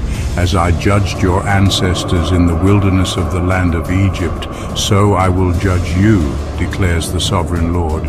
I will take note of you as you pass under my rod, and I will bring you into the bond of the covenant. I will purge you of those who revolt and rebel against me. Although I will bring them out of the land where they are living, yet they will not enter the land of Israel. Then you will know that I am the Lord. As for you, people of Israel, this is what the Sovereign Lord says, go and serve your idols, every one of you. But afterward you will surely listen to me and no longer profane my holy name with your gifts and idols.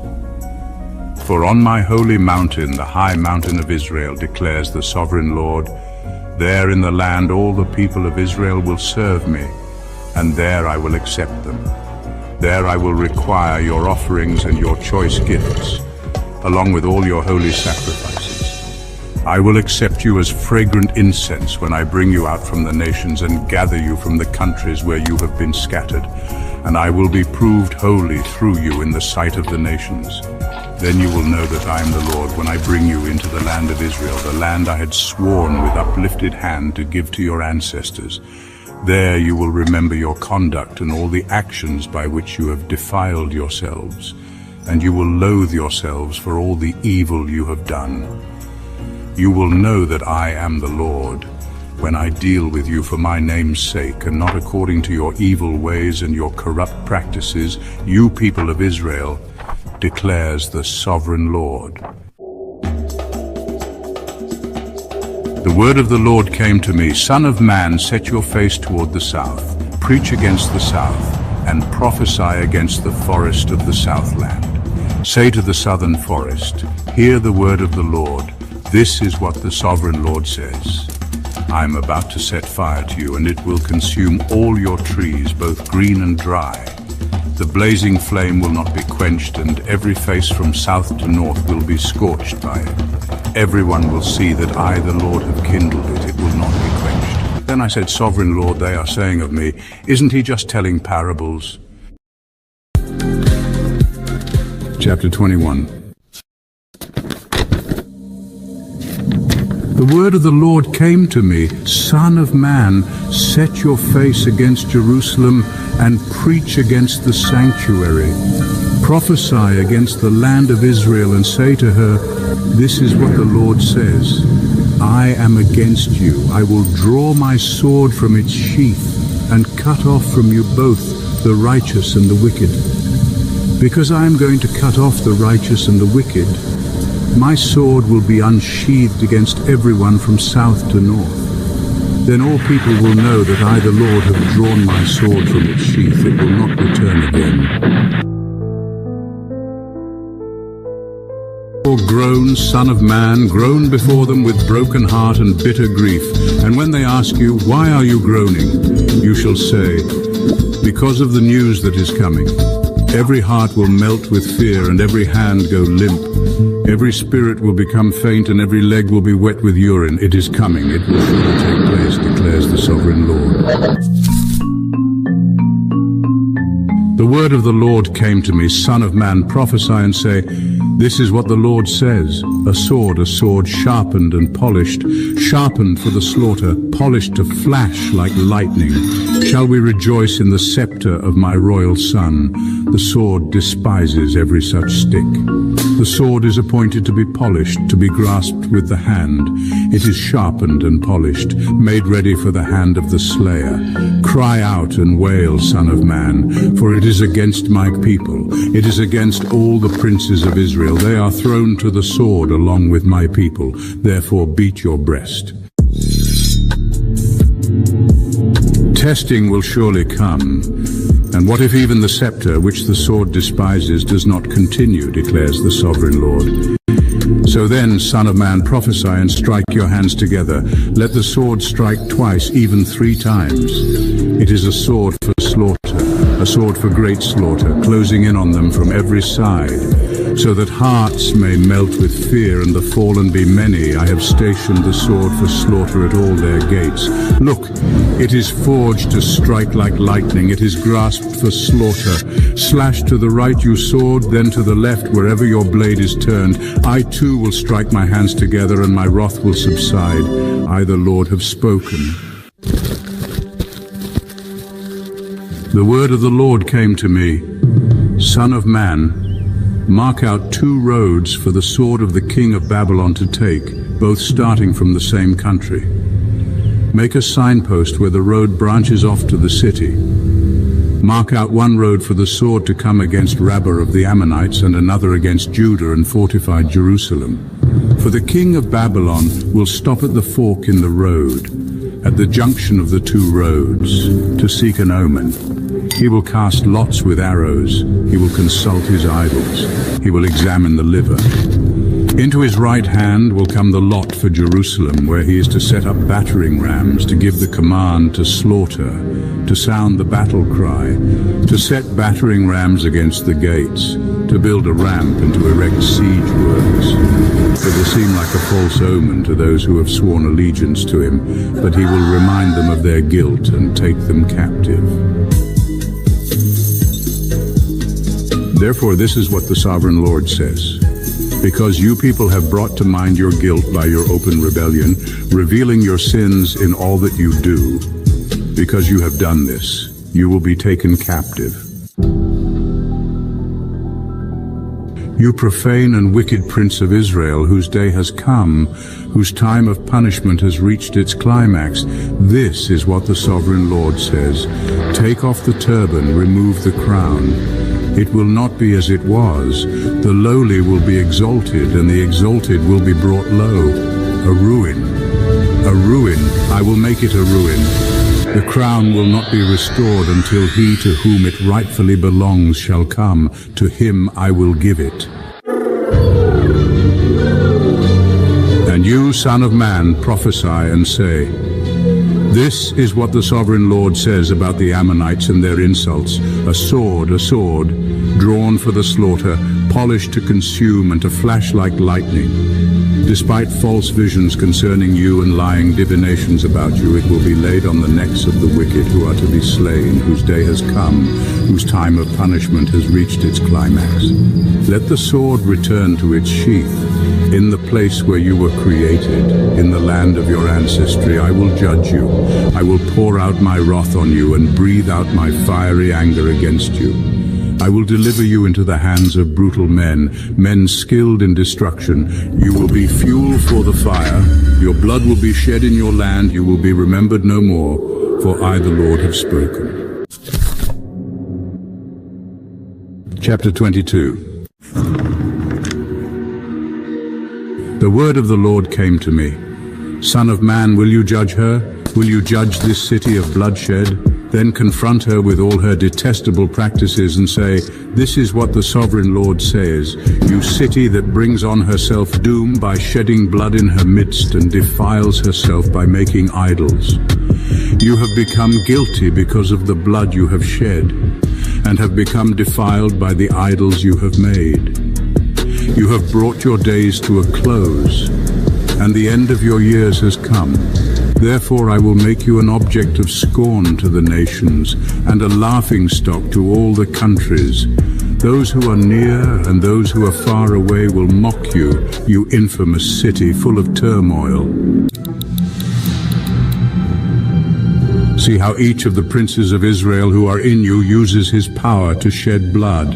In you they have treated father and mother with contempt. In you they have oppressed the foreigner and mistreated the fatherless and the widow. You have despised my holy things and desecrated my Sabbaths. In you are slanderers who are bent on shedding blood. In you are those who eat at the mountain shrines and commit lewd acts. In you are those who dishonor their father's bed. In you are those who violate women during their period, when they are ceremonially unclean.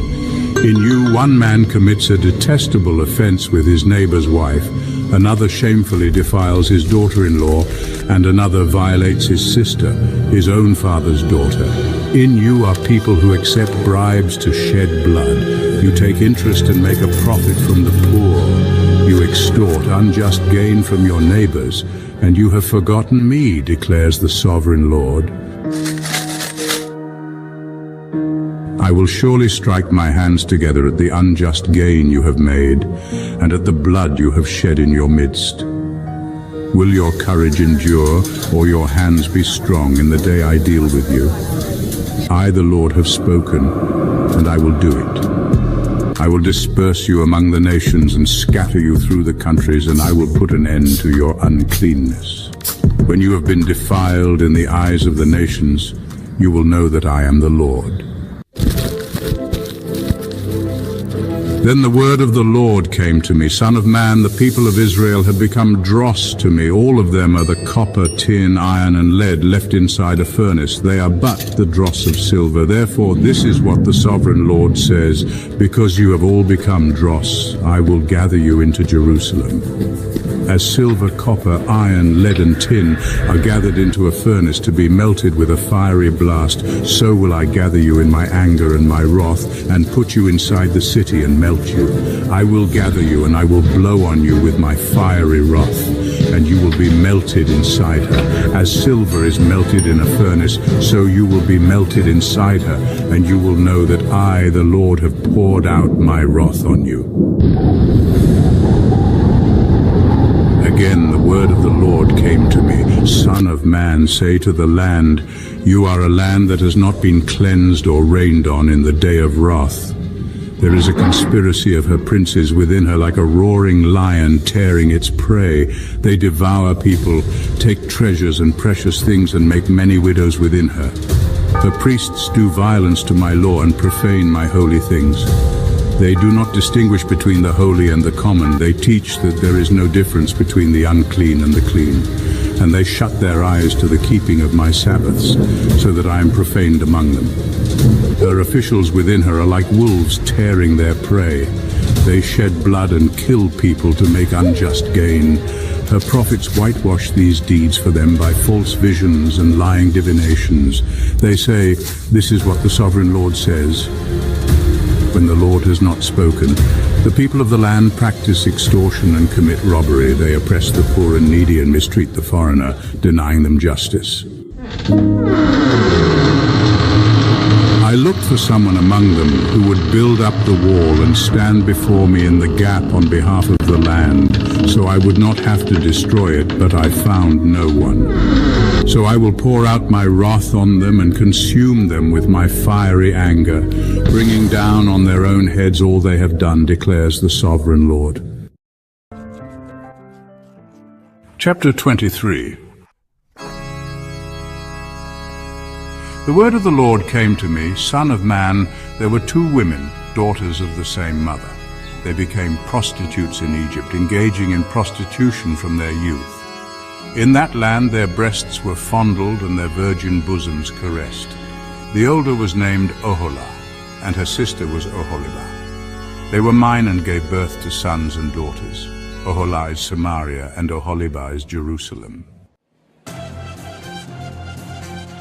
Oholah engaged in prostitution while she was still mine, and she lusted after her lovers, the Assyrians, warriors clothed in blue, governors and commanders, all of them handsome young men and mounted horsemen. She gave herself as a prostitute to all the elite of the Assyrians and defiled herself with all the idols of everyone she lusted after. She did not give up the prostitution she began in Egypt, when during her youth men slept with her, caressed her virgin bosom and poured out their lust on her. Therefore I delivered her into the hands of her lovers, the Assyrians, for whom she lusted. They stripped her naked, took away her sons and daughters, and killed her with the sword. She became a byword among women, and punishment was inflicted on her. Her sister Oholibah saw this, yet in her lust and prostitution she was more depraved than her sister. She too lusted after the Assyrians, governors and commanders, warriors in full dress, mounted horsemen, all handsome young men. I saw that she too defiled herself. Both of them went the same way. But she carried her prostitution still further. She saw men portrayed on a wall, figures of Chaldeans portrayed in red, with belts around their waists and flowing turbans on their heads. All of them looked like Babylonian chariot officers, natives of Chaldea. As soon as she saw them, she lusted after them and sent messengers to them in Chaldea. Then the Babylonians came to her, to the bed of love, and in their lust they defiled her. After she had been defiled by them, she turned away from them in disgust. When she carried on her prostitution openly and exposed her naked body, I turned away from her in disgust, just as I had turned away from her sister. Yet she became more and more promiscuous as she recalled the days of her youth when she was a prostitute in Egypt. There she lusted after her lovers, whose genitals were like those of donkeys and whose emission was like that of horses. So you longed for the lewdness of your youth, when in Egypt your bosom was caressed and your young breasts fondled. Therefore, Oholibah, this is what the Sovereign Lord says: I will stir up your lovers against you, those you turned away from in disgust, and I will bring them against you from every side. The Babylonians and all the Chaldeans, the men of Pekod and Shoa and Koa, and all the Assyrians with them, handsome young men, all of them governors and commanders, chariot officers and men of high rank, all mounted on horses. They will come against you with weapons, chariots and wagons, and with a throng of people. They will take up positions against you on every side with large and small shields and with helmets. I will turn you over to them for punishment, and they will punish you according to their standards. I will direct my jealous anger against you, and they will deal with you in fury. They will cut off your noses and your ears, and those of you who are left will fall by the sword. They will take away your sons and daughters, and those of you who are left will be consumed by fire. They will also strip you of your clothes and take your fine jewelry. So I'll put a stop to the lewdness and prostitution you began in Egypt. You will not look on these things with longing or remember Egypt anymore. For this is what the Sovereign Lord says: I am about to deliver you into the hands of those you hate, to those you turned away from in disgust. They will deal with you in hatred and take away everything you have worked for. They will leave you stark naked, and the shame of your prostitution will be exposed. Your lewdness and promiscuity have brought this on you, because you lusted after the nations and defiled yourself with their idols. You have gone the way of your sister, so I will put her cup into your hand. This is what the Sovereign Lord says: you will drink your sister's cup, a cup large and deep. It will bring scorn and derision, for it holds so much. You will be filled with drunkenness and sorrow, the cup of ruin and desolation, the cup of your sister Samaria. You will drink it and drain it dry and chew on its pieces, and you will tear your breasts. I have spoken, declares the Sovereign Lord. Therefore, this is what the Sovereign Lord says: since you have forgotten me and turned your back on me, you must bear the consequences of your lewdness and prostitution. The Lord said to me, Son of man, will you judge Oholah and Oholibah? Then confront them with their detestable practices, for they have committed adultery and blood is on their hands. They committed adultery with their idols. They even sacrificed their children, whom they bore to me as food for them. They have also done this to me. At that same time they defiled my sanctuary and desecrated my Sabbaths. On the very day they sacrificed their children to their idols, they entered my sanctuary and desecrated it. That is what they did in my house. They even sent messengers for men who came from far away. And when they arrived, you bathed yourself for them, applied eye makeup, and put on your jewelry. You sat on an elegant couch with a table spread before it, on which you had placed the incense and olive oil that belonged to me. The noise of a carefree crowd was around her. Drunkards were brought from the desert along with men from the rabble, and they put bracelets on the wrists of the woman and her sister and beautiful crowns on their heads. Then I said about the one worn out by adultery, now let them use her as a prostitute, for that is all she is. And they slept with her. As men sleep with a prostitute, so they slept with those lewd women, Oholah and Oholibah. But righteous judges will sentence them to the punishment of women who commit adultery and shed blood, because they are adulterous and blood is on their hands. This is what the Sovereign Lord says: bring a mob against them and give them over to terror and plunder. The mob will stone them and cut them down with their swords. They will kill their sons and daughters and burn down their houses. So I will put an end to lewdness in the land, that all women may take warning and not imitate you. You will suffer the penalty for your lewdness and bear the consequences of your sins of idolatry. Then you will know that I am the Sovereign Lord. Chapter 24. In the 9th year, in the 10th month, on the 10th day, the word of the Lord came to me. Son of man, record this date, this very date, because the king of Babylon has laid siege to Jerusalem this very day. Tell this rebellious people a parable and say to them, this is what the sovereign Lord says. Put on the cooking pot. Put it on and pour water into it. Put into it the pieces of meat, all the choice pieces, the leg and the shoulder. Fill it with the best of these bones. Take the pick of the flock. Pile wood beneath it for the bones. Bring it to a boil and cook the bones in it. For this is what the sovereign Lord says, woe to the city of bloodshed, to the pot now encrusted, whose deposit will not go away.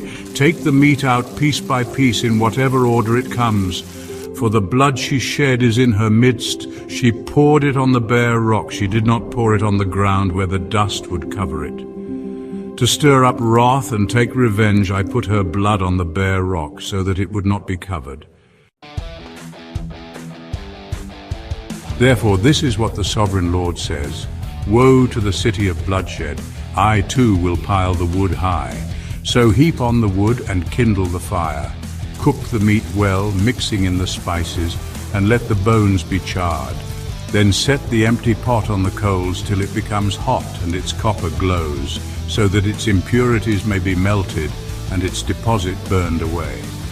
It has frustrated all efforts. Its heavy deposit has not been removed, not even by fire. Now your impurity is lewdness, because I tried to cleanse you, but you would not be cleansed from your impurity. You will not be clean again until my wrath against you has subsided. I, the Lord, have spoken. The time has come for me to act. I will not hold back. I will not have pity, nor will I relent. You will be judged according to your conduct and your actions, declares the sovereign Lord. The word of the Lord came to me. Son of man, with one blow I'm about to take away from you the delight of your eyes. Yet do not lament or weep or shed any tears. Groan quietly. Do not mourn for the dead. Keep your turban fastened and your sandals on your feet. Do not cover your mustache and beard or eat the customary food of mourners. So I spoke to the people in the morning, and in the evening my wife died. The next morning I did as I'd been commanded. Then the people asked me, won't you tell us what these things have to do with us? Why are you acting like this? So I said to them, the word of the Lord came to me. Say to the people of Israel, this is what the sovereign Lord says. I am about to desecrate my sanctuary, the stronghold in which you take pride, the delight of your eyes, the object of your affection. The sons and daughters you left behind will fall by the sword, and you will do as I have done. You will not cover your mustache and beard or eat the customary food of mourners. You will keep your turbans on your heads and your sandals on your feet. You will not mourn or weep, but will waste away because of your sins and groan among yourselves. Ezekiel will be assigned to you. You will do just as he has done. When this happens, you will know that I am the sovereign Lord. And you, son of man, on the day I take away their stronghold, their joy and glory, the delight of their eyes, their heart's desire, and their sons and daughters as well. On that day a fugitive will come to tell you the news. At that time your mouth will be opened. You will speak with him and will no longer be silent. So you will be assigned to them, and they will know that I am the Lord.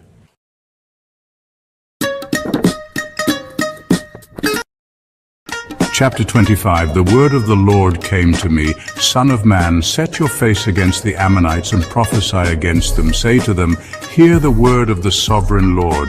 This is what the sovereign Lord says, because you said, aha, over my sanctuary when it was desecrated, and over the land of Israel when it was laid waste, and over the people of Judah when they went into exile. Therefore I am going to give you to the people of the east as a possession. They will set up their camps and pitch their tents among you. They will eat your fruit and drink your milk. I will turn Rabbah into a pasture for camels and Ammon into a resting place for sheep. Then you will know that I am the Lord. For this is what the sovereign Lord says. Because you have clapped your hands and stamped your feet, rejoicing with all the malice of your heart against the land of Israel, therefore I will stretch out my hand against you and give you as plunder to the nations. I will wipe you out from among the nations and exterminate you from the countries. I will destroy you, and you will know that I am the Lord. This is what the sovereign Lord says. Because Moab and Seir said, look, Judah has become like all the other nations, therefore I will expose the flank of Moab, beginning at its frontier towns, Beth Jeshimoth, Baal Meon, and Kiriathaim, the glory of that land. I will give Moab along with the Ammonites to the people of the east as a possession, so that the Ammonites will not be remembered among the nations. And I will inflict punishment on Moab. Then they will know that I am the Lord. This is what the sovereign Lord says. Because Edom took revenge on Judah and became very guilty by doing so, therefore this is what the sovereign Lord says. I will stretch out my hand against Edom and kill both man and beast. I will lay it waste, and from Teman to Dedan they will fall by the sword. I will take vengeance on Edom by the hand of my people Israel, and they will deal with Edom in accordance with my anger and my wrath. They will know my vengeance, declares the sovereign Lord. This is what the sovereign Lord says. Because the Philistines acted in vengeance and took revenge with malice in their hearts, and with ancient hostility sought to destroy Judah, therefore this is what the sovereign Lord says. I am about to stretch out my hand against the Philistines, and I will wipe out the Kerethites and destroy those remaining along the coast. I will carry out great vengeance on them and punish them in my wrath. Then they will know that I am the Lord, when I take vengeance on them. Chapter 26.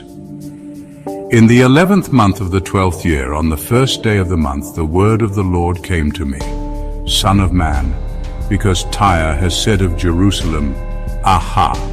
The gate to the nations is broken, and its doors have swung open to me.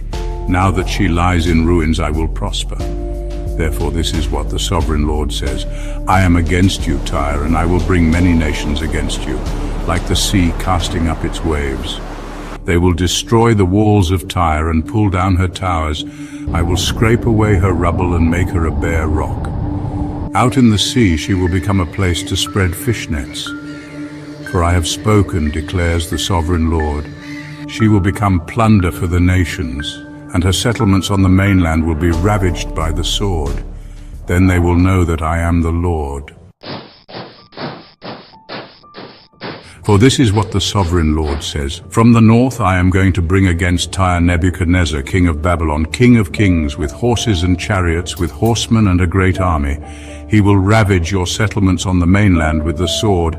He will set up siege works against you, build a ramp up to your walls and raise his shields against you. He will direct the blows of his battering rams against your walls and demolish your towers with his weapons.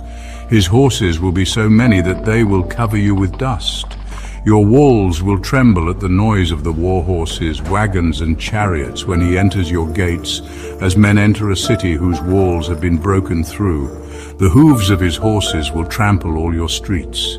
He will kill your people with the sword, and your strong pillars will fall to the ground. They will plunder your wealth and loot your merchandise. They will break down your walls and demolish your fine houses and throw your stones, timber and rubble into the sea. I will put an end to your noisy songs, and the music of your harps will be heard no more. I will make you a bare rock, and you will become a place to spread fish nets. You will never be rebuilt, for I, the Lord, have spoken, declares the sovereign Lord. This is what the sovereign Lord says to Tyre. Will not the coastlands tremble at the sound of your fall when the wounded groan and the slaughter takes place in you? Then all the princes of the coast will step down from their thrones and lay aside their robes and take off their embroidered garments. Clothed with terror, they will sit on the ground, trembling every moment, appalled at you. Then they will take up a lament concerning you and say to you, "How you are destroyed, city of renown, peopled by men of the sea. You were a power on the seas, you and your citizens. You put your terror on all who lived there.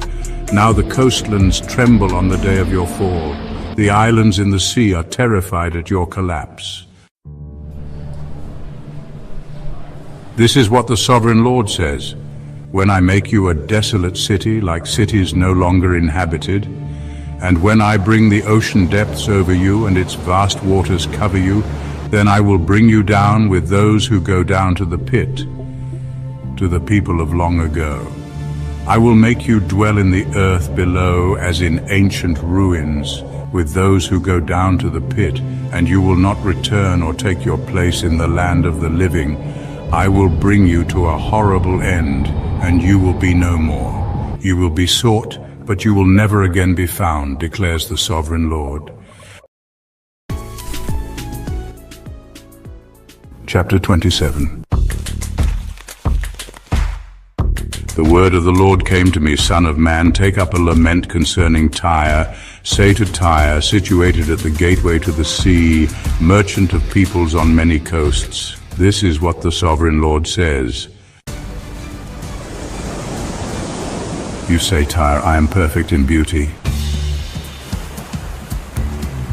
Your domain was on the high seas. Your builders brought your beauty to perfection. They made all your timbers of juniper from Senir. They took a cedar from Lebanon to make a mast for you. Of oaks from Bashan they made your oars.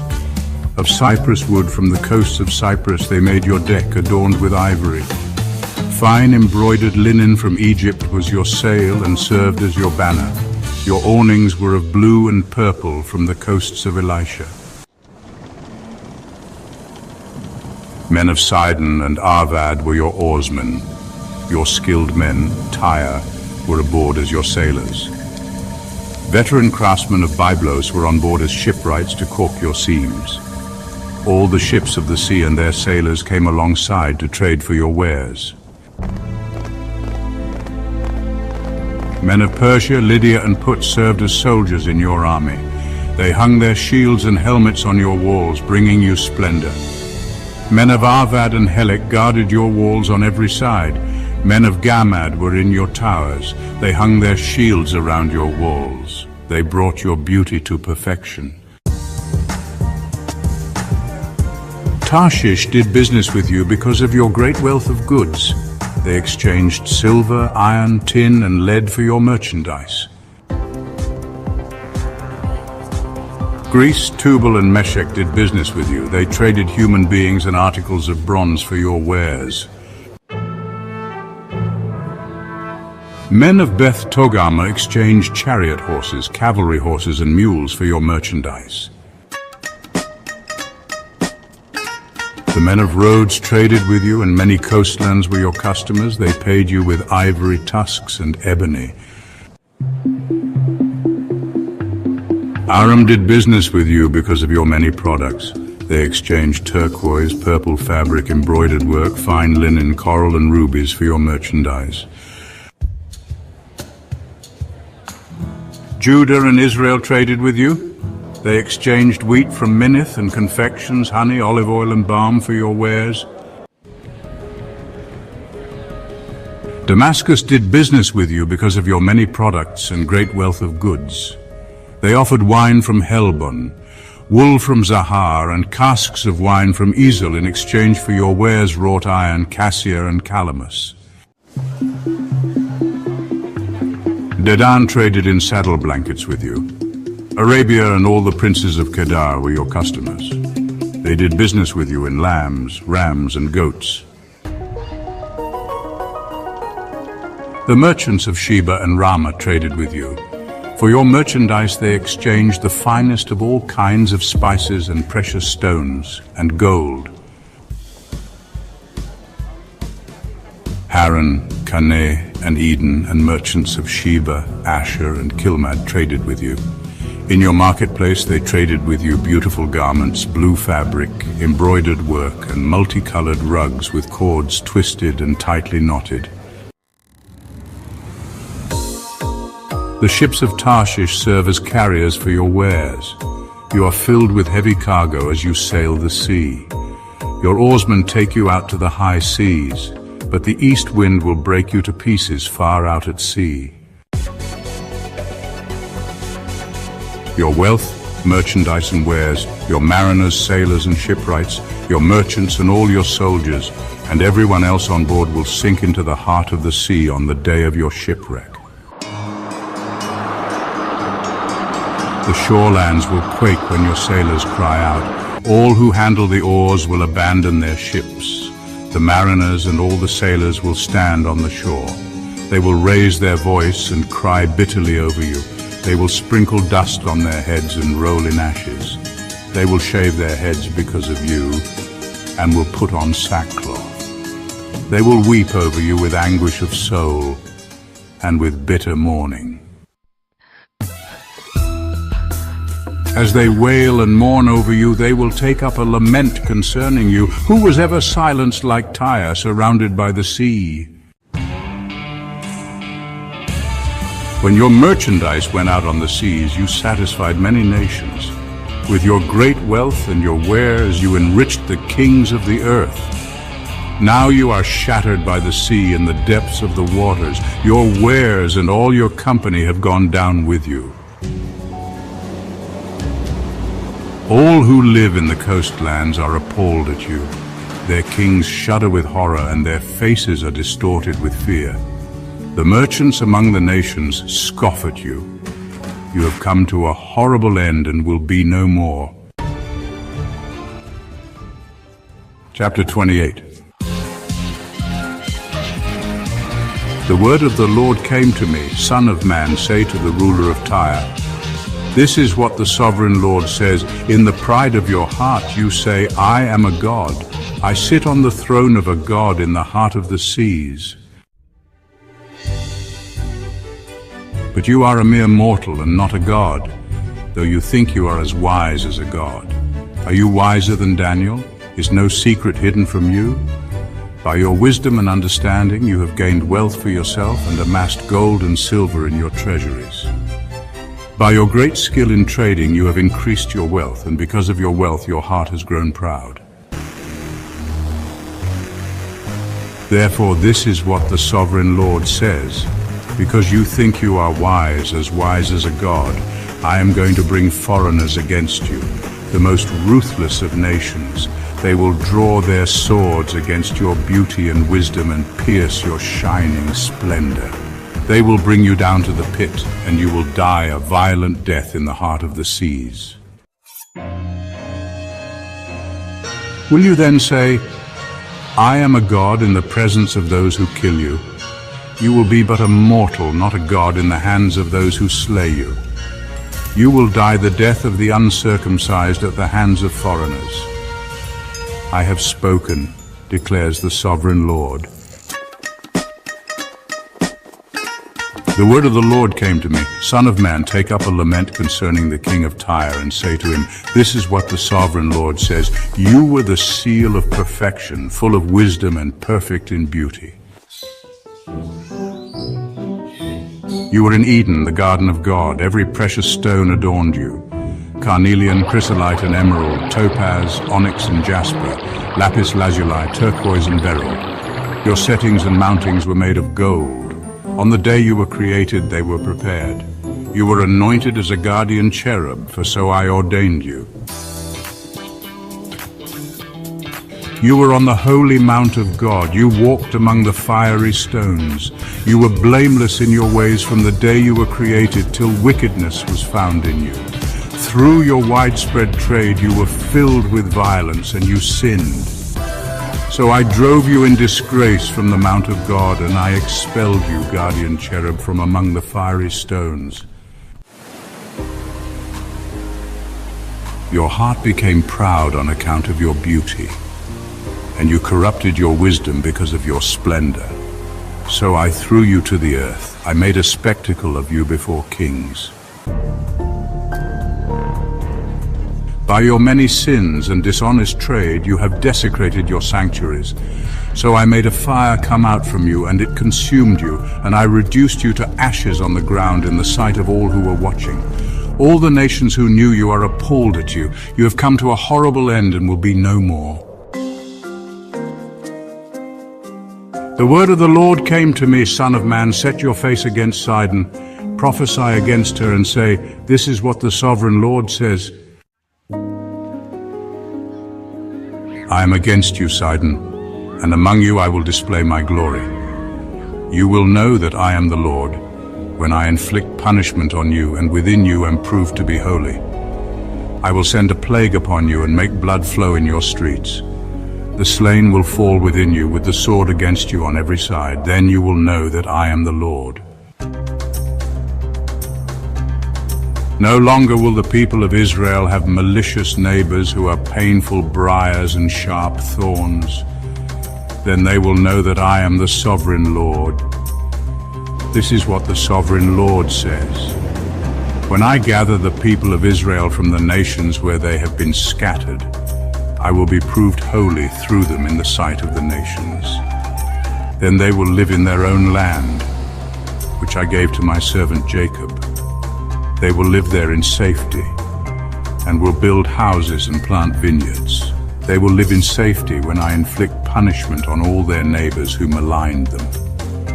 Then they will know that I am the Lord their God. Chapter 29. Judgment on Pharaoh.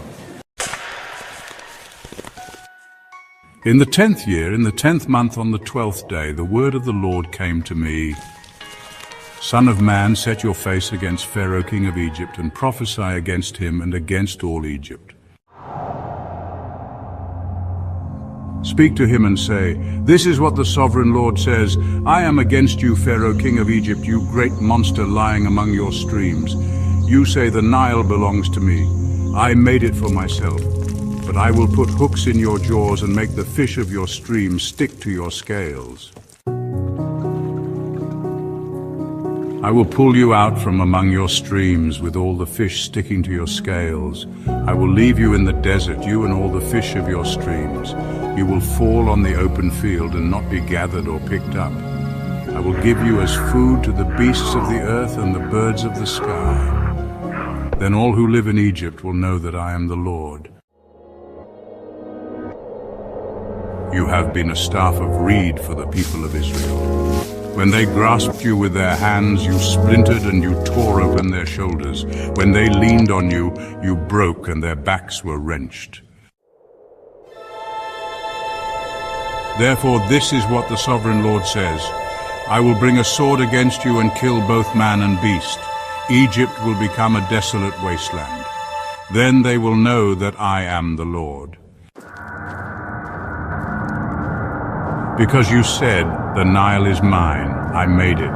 Therefore I am against you and against your streams, and I will make the land of Egypt a ruin and a desolate waste from Migdol to Aswan as far as the border of Cush. The foot of neither man nor beast will pass through it. No one will live there for 40 years. I will make the land of Egypt desolate among devastated lands, and her cities will lie desolate 40 years among ruined cities. And I will disperse the Egyptians among the nations and scatter them through the countries. Yet this is what the sovereign Lord says. At the end of 40 years I will gather the Egyptians from the nations where they were scattered. I will bring them back from captivity and return them to Upper Egypt, the land of their ancestry. There they will be a lowly kingdom. It will be the lowliest of kingdoms and will never again exalt itself above the other nations. I will make it so weak that it will never again rule over the nations. Egypt will no longer be a source of confidence for the people of Israel, but will be a reminder of their sin in turning to her for help. Then they will know that I am the sovereign Lord. In the 27th year, in the first month on the first day, the word of the Lord came to me. Son of man, Nebuchadnezzar, king of Babylon, drove his army in a hard campaign against Tyre. Every head was rubbed bare and every shoulder made raw. Yet he and his army got no reward from the campaign he led against Tyre. Therefore this is what the sovereign Lord says, I am going to give Egypt to Nebuchadnezzar, king of Babylon, and he will carry off its wealth. He will loot and plunder the land as pay for his army. I have given him Egypt as a reward for his efforts because he and his army did it for me, declares the sovereign Lord. On that day I will make a horn grow for the Israelites, and I will open your mouth among them. Then they will know that I am the Lord. Chapter 30. A lament over Egypt. The word of the Lord came to me, Son of man, prophesy and say, this is what the sovereign Lord says. Wail and say, alas for that day, for the day is near, the day of the Lord is near, a day of clouds, a time of doom for the nations. A sword will come against Egypt, and anguish will come upon Cush. When the slain fall in Egypt, her wealth will be carried away and her foundations torn down. Cush and Libya, Lydia and all Arabia, Cub and the people of the covenant land will fall by the sword along with Egypt. This is what the Lord says, the allies of Egypt will fall, and her proud strength will fail. From Migdol to Aswan they will fall by the sword within her, declares the sovereign Lord. They will be desolate among desolate lands, and their cities will lie among ruined cities. Then they will know that I am the Lord when I set fire to Egypt and all her helpers are crushed. On that day messengers will go out from me in ships to frighten Cush out of her complacency. Anguish will take hold of them on the day of Egypt's doom, for it is sure to come. This is what the sovereign Lord says. I will put an end to the hordes of Egypt by the hand of Nebuchadnezzar, king of Babylon. He and his army, the most ruthless of nations, will be brought in to destroy the land. They will draw their swords against Egypt and fill the land with the slain. I will dry up the waters of the Nile and sell the land to an evil nation. By the hand of foreigners I will lay waste the land and everything in it. I, the Lord, have spoken. This is what the sovereign Lord says. I will destroy the idols and put an end to the images in Memphis. No longer will there be a prince in Egypt, and I will spread fear throughout the land. I will lay waste Upper Egypt, set fire to Zoan, and inflict punishment on Thebes. I will pour out my wrath on Pelusium, the stronghold of Egypt, and wipe out the hordes of Thebes. I will set fire to Egypt. Pelusium will writhe in agony. Thebes will be taken by storm. Memphis will be in constant distress. The young men of Heliopolis and Bubastis will fall by the sword, and the cities themselves will go into captivity. Dark will be the day at Tapanes when I break the yoke of Egypt. There her proud strength will come to an end. She will be covered with clouds, and her villages will go into captivity. So I will inflict punishment on Egypt, and they will know that I am the Lord. Pharaoh's arms are broken. In the 11th year, in the first month, on the 7th day, the word of the Lord came to me. Son of man, I have broken the arm of Pharaoh, king of Egypt. It has not been bound up to be healed or put in a splint so that it may become strong enough to hold a sword. Therefore, this is what the sovereign Lord says. I am against Pharaoh, king of Egypt. I will break both his arms, the good arm as well as the broken one, and make the sword fall from his hand. I will disperse the Egyptians among the nations and scatter them through the countries. I will strengthen the arms of the king of Babylon and put my sword in his hand, but I will break the arms of Pharaoh, and he will groan before him like a mortally wounded man. I will strengthen the arms of the king of Babylon, but the arms of Pharaoh will fall limp. Then they will know that I am the Lord when I put my sword into the hand of the king of Babylon, and he brandishes it against Egypt.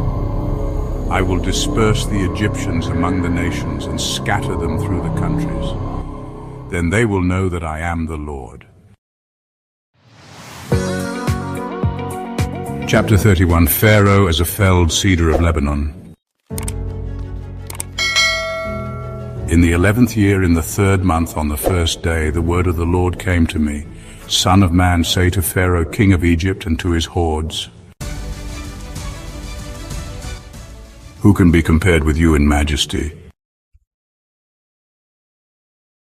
Consider Assyria, once a cedar in Lebanon, with beautiful branches overshadowing the forest. It towered on high, its top above the thick foliage. The waters nourished it. Deep springs made it grow tall. Their streams flowed all around its base and sent their channels to all the trees of the field. So it towered higher than all the trees of the field. Its boughs increased, and its branches grew long, spreading because of abundant waters. All the birds of the sky nested in its boughs. All the animals of the wild gave birth under its branches.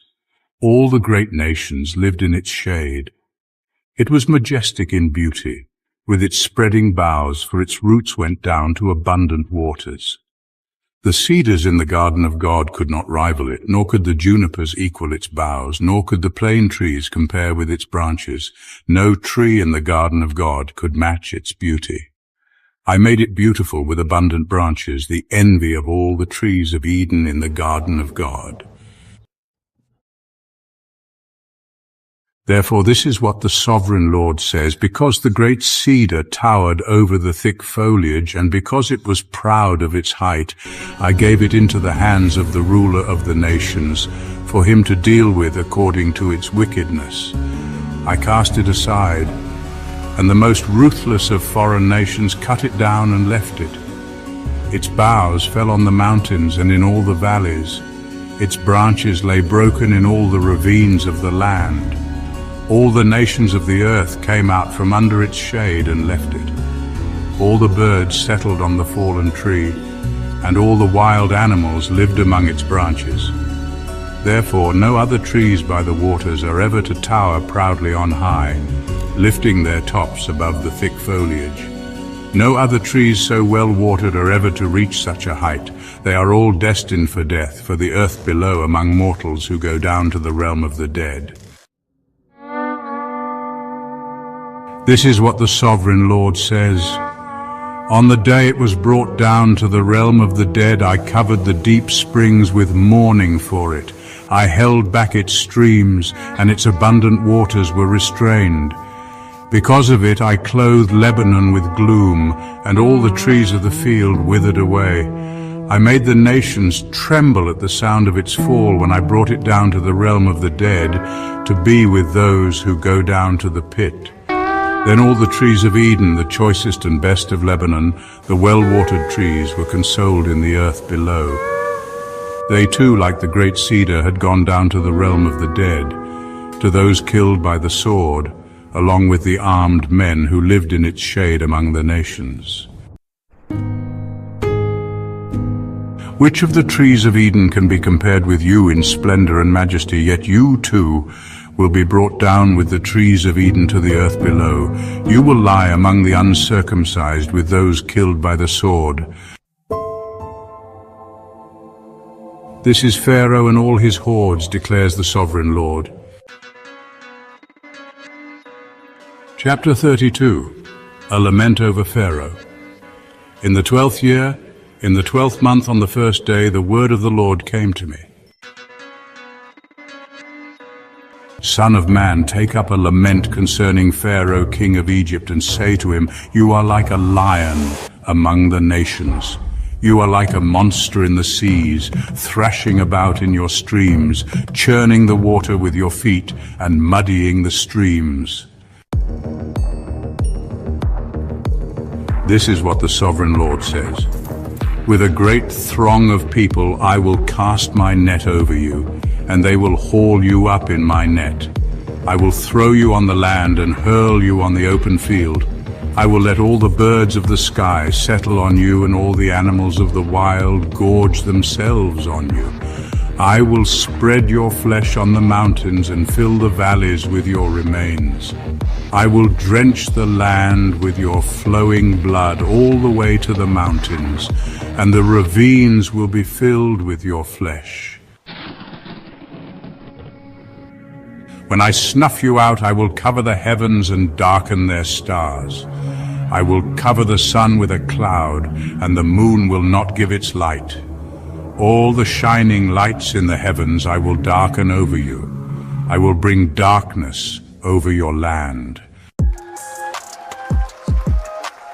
I will trouble the hearts of many peoples when I bring about your destruction among the nations, among lands you have not known.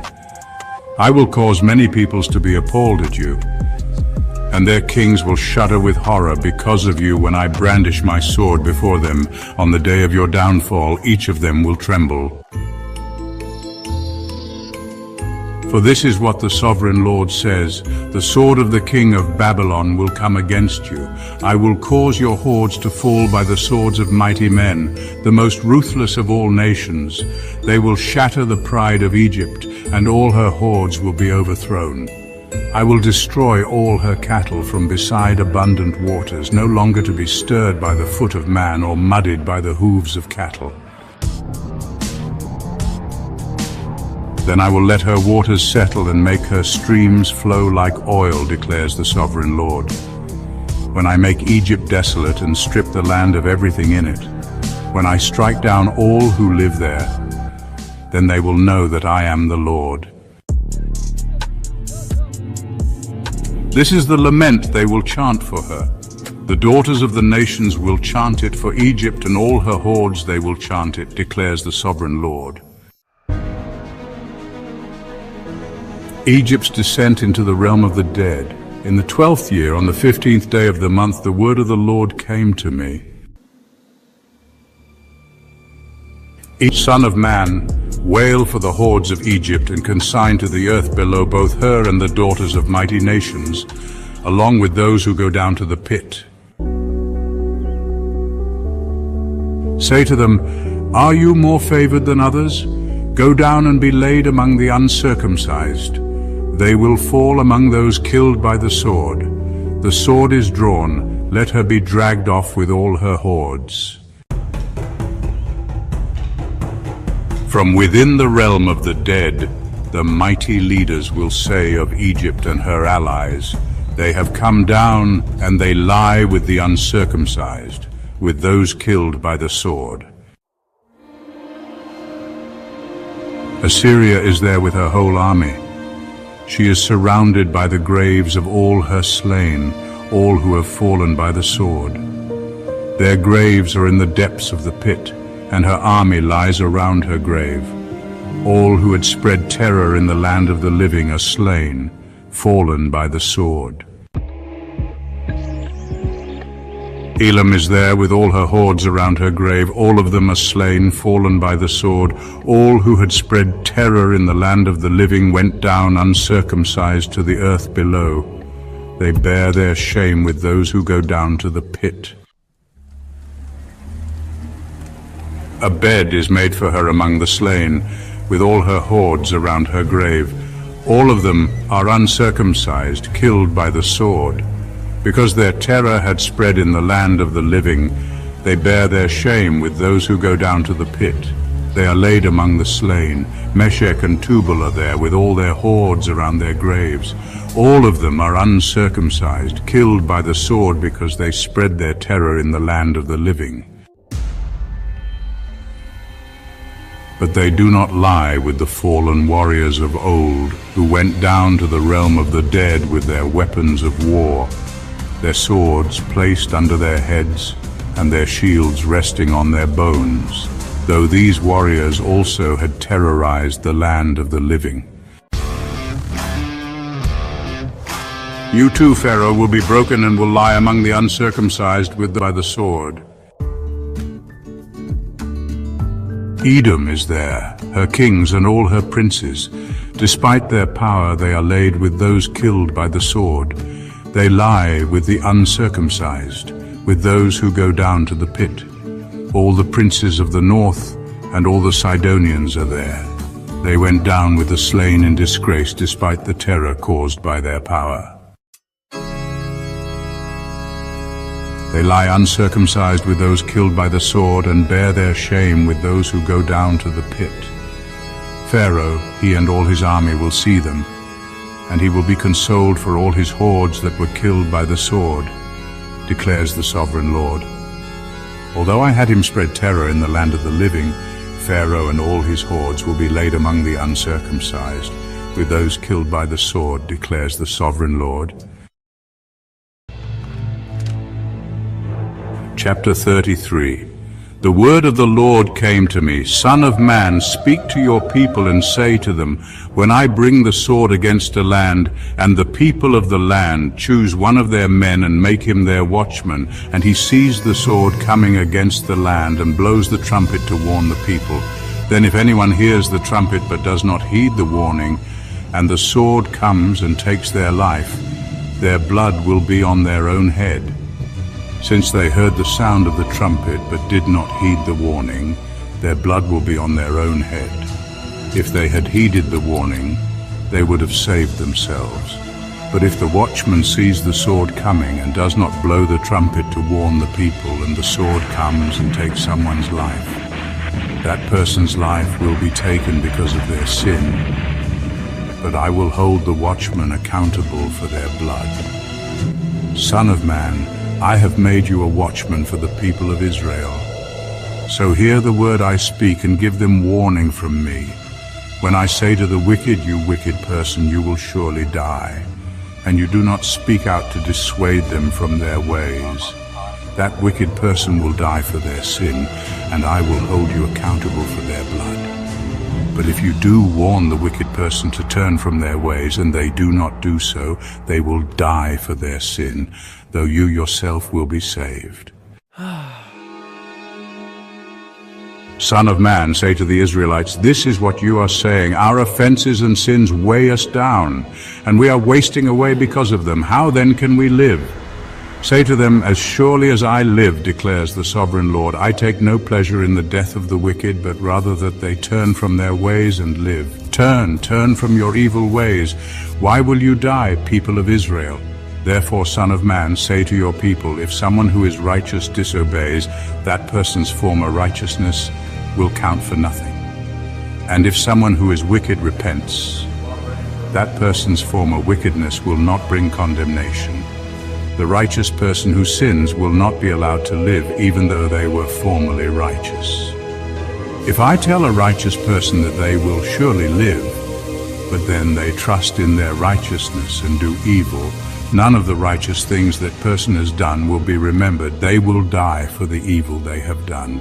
And if I say to a wicked person, you will surely die, but they then turn away from their sin and do what is just and right, if they give back what they took in pledge for a loan, return what they have stolen, follow the decrees that give life and do no evil, that person will surely live. They will not die. None of the sins that person has committed will be remembered against them. They have done what is just and right. They will surely live. Yet your people say, the way of the Lord is not just. But it is their way that is not just. If a righteous person turns from their righteousness and does evil, they will die for it. And if a wicked person turns away from their wickedness and does what is just and right, they will live by doing so. Yet you Israelites say, the way of the Lord is not just. But I will judge each of you according to your own ways. In the 12th year of our exile, in the 10th month on the 5th day, a man who had escaped from Jerusalem came to me and said, the city has fallen. Now the evening before the man arrived, the hand of the Lord was on me, and he opened my mouth before the man came to me in the morning. So my mouth was opened, and I was no longer silent. Then the word of the Lord came to me, Son of man, the people living in those ruins in the land of Israel are saying, Abraham was only one man, yet he possessed the land. But we are many, surely the land has been given to us as our possession. Therefore say to them, this is what the sovereign Lord says, since you eat meat with the blood still in it and look to your idols and shed blood, should you then possess the land? You rely on your sword, you do detestable things, and each of you defiles his neighbor's wife. Should you then possess the land? Say this to them, this is what the sovereign Lord says. As surely as I live, those who are left in the ruins will fall by the sword. Those out in the country I will give to the wild animals to be devoured, and those in strongholds and caves will die of a plague.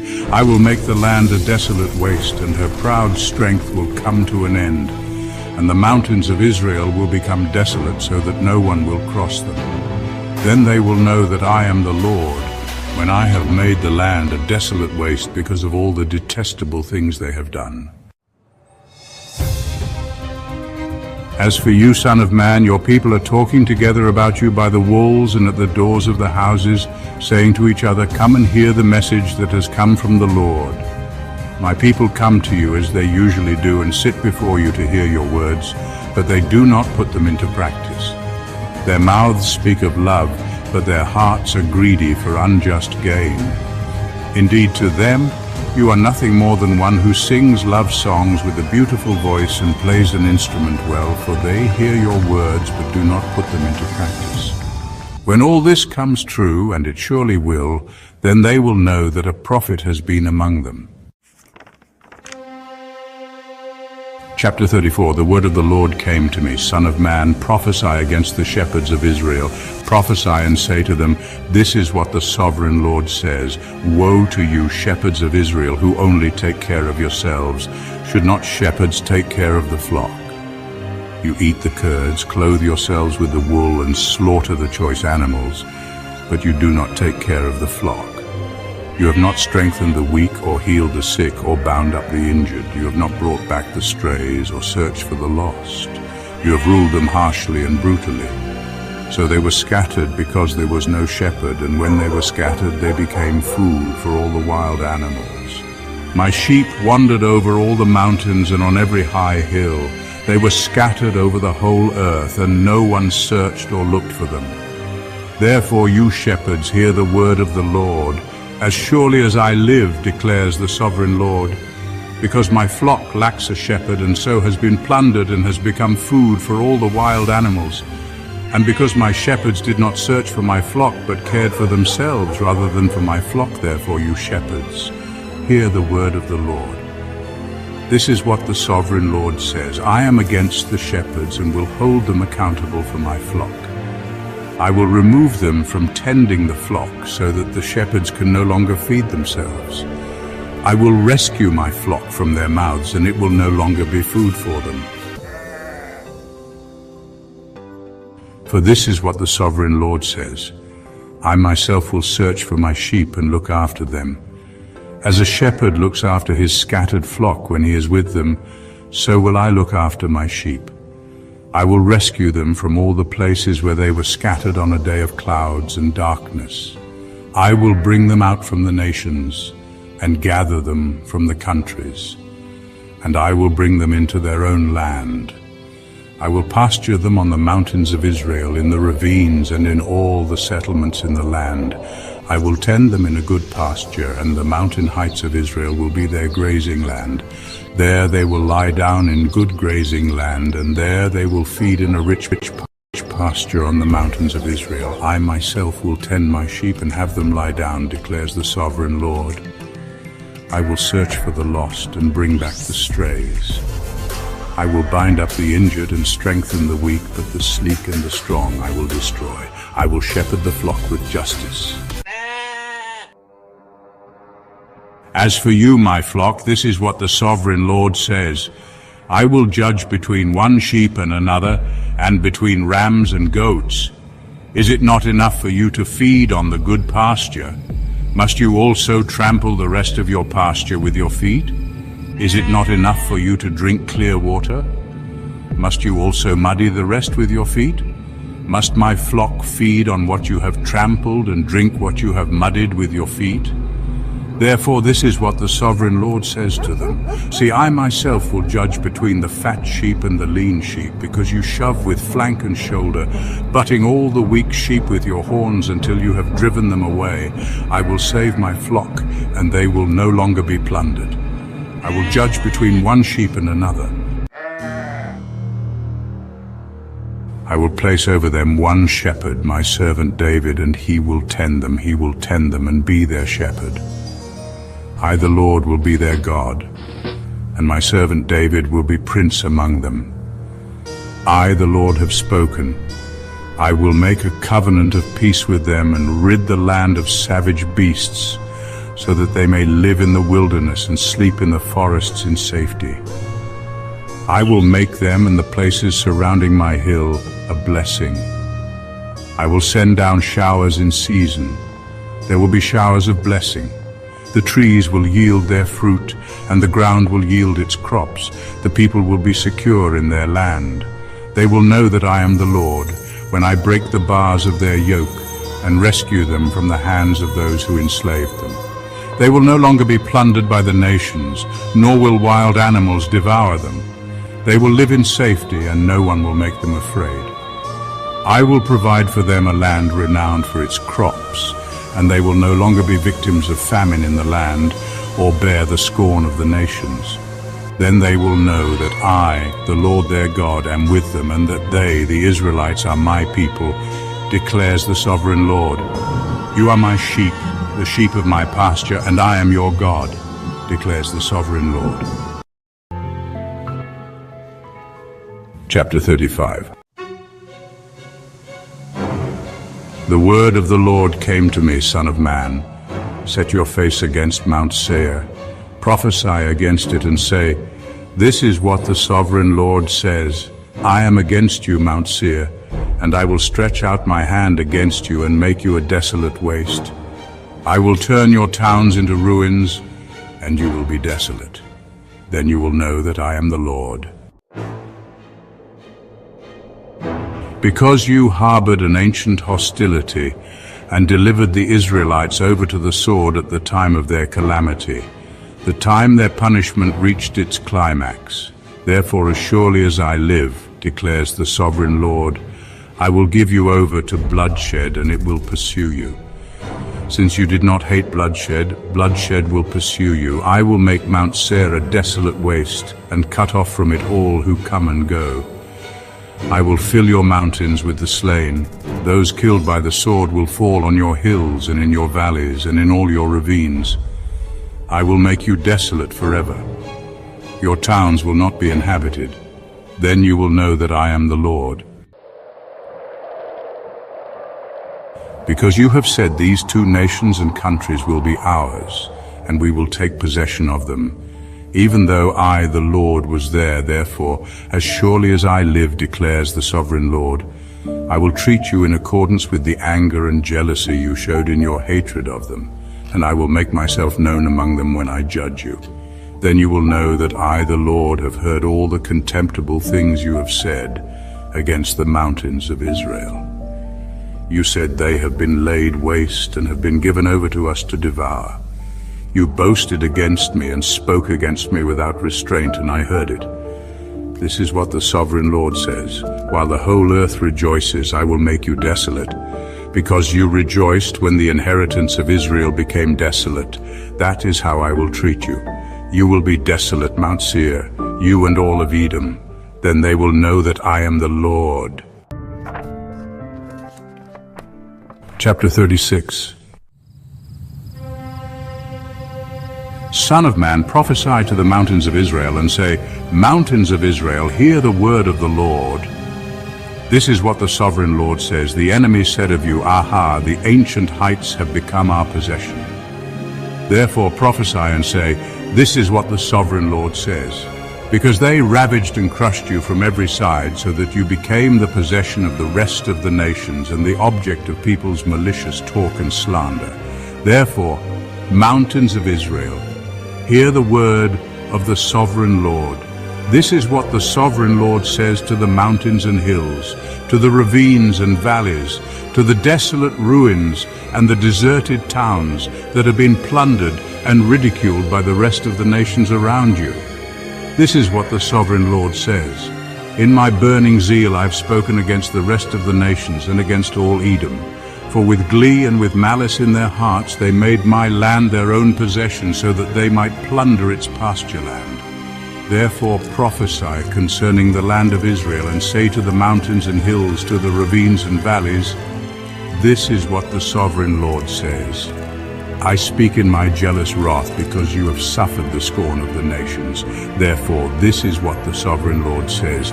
I swear with uplifted hand that the nations around you will also suffer scorn. But you, mountains of Israel, will produce branches and fruit for my people Israel, for they will soon come home. I am concerned for you and will look on you with favor. You will be plowed and sown, and I will cause many people to live on you. Yes, all of Israel, the towns will be inhabited and the ruins rebuilt. I will increase the number of people and animals living on you, and they will be fruitful and become numerous. I will settle people on you as in the past, and will make you prosper more than before. Then you will know that I am the Lord. I will cause people, my people Israel, to live on you. They will possess you, and you will be their inheritance. You will never again deprive them of their children. This is what the Sovereign Lord says, because some say to you, you devour people and deprive your nation of its children. Therefore you will no longer devour people or make your nation childless, declares the Sovereign Lord. No longer will I make you hear the taunts of the nations, and no longer will you suffer the scorn of the peoples or cause your nation to fall, declares the Sovereign Lord. Again the word of the Lord came to me, Son of man. When the people of Israel were living in their own land, they defiled it by their conduct and their actions. Their conduct was like a woman's monthly uncleanness in my sight. So I poured out my wrath on them because they had shed blood in the land and because they had defiled it with their idols. I dispersed them among the nations, and they were scattered through the countries. I judged them according to their conduct and their actions. And wherever they went among the nations, they profaned my holy name. For it was said of them, these are the Lord's people, and yet they had to leave his land. I had concern for my holy name, which the people of Israel profaned among the nations where they had gone. Therefore say to the Israelites, this is what the Sovereign Lord says, it is not for your sake, people of Israel, that I am going to do these things, but for the sake of my holy name, which you have profaned among the nations where you have gone. I will show the holiness of my great name, which has been profaned among the nations, the name you have profaned among them. Then the nations will know that I am the Lord, declares the Sovereign Lord, when I am proved holy through you before their eyes. For I will take you out of the nations. I will gather you from all the countries and bring you back into your own land. I will sprinkle clean water on you, and you will be clean. I will cleanse you from all your impurities and from all your idols. I will give you a new heart and put a new spirit in you. I will remove from you your heart of stone and give you a heart of flesh. And I will put my spirit in you and move you to follow my decrees and be careful to keep my laws. Then you will live in the land I gave your ancestors. You will be my people, and I will be your God. I will save you from all your uncleanness. I will call for the grain and make it plentiful, and will not bring famine upon you. I will increase the fruit of the trees and the crops of the field, so that you will no longer suffer disgrace among the nations because of famine. Then you will remember your evil ways and wicked deeds, and you will loathe yourselves for your sins and detestable practices. I want you to know that I am not doing this for your sake, declares the Sovereign Lord. Be ashamed and disgraced for your conduct, people of Israel. This is what the Sovereign Lord says. On the day I cleanse you from all your sins, I will resettle your towns and the ruins will be rebuilt. The desolate land will be cultivated instead of lying desolate in the sight of all who pass through it. They will say, "This land that was laid waste has become like the Garden of Eden. The cities that were lying in ruins, desolate and destroyed, are now fortified and inhabited. Then the nations around you that remain will know that I, the Lord, have rebuilt what was destroyed and have replanted what was desolate. I, the Lord, have spoken, and I will do it." This is what the sovereign Lord says. "Once again I will yield to Israel's plea and do this for them. I will make their people as numerous as sheep, as numerous as the flocks for offerings at Jerusalem during her appointed festivals. So will the ruined cities be filled with flocks of people. Then they will know that I am the Lord." Chapter 37. The hand of the Lord was on me, and he brought me out by the Spirit of the Lord and set me in the middle of a valley. It was full of bones. He led me back and forth among them, and I saw a great many bones on the floor of the valley, bones that were very dry. He asked me, "Son of man, can these bones live?" I said, "Sovereign Lord, you alone know." Then he said to me, "Prophesy to these bones and say to them, 'Dry bones, hear the word of the Lord. This is what the sovereign Lord says to these bones. I will make breath enter you, and you will come to life. I will attach tendons to you and make flesh come upon you and cover you with skin. I will put breath in you, and you will come to life. Then you will know that I am the Lord." So I prophesied as I was commanded. And as I was prophesying, there was a noise, a rattling sound, and the bones came together, bone to bone. I looked, and tendons and flesh appeared on them, and skin covered them, but there was no breath in them.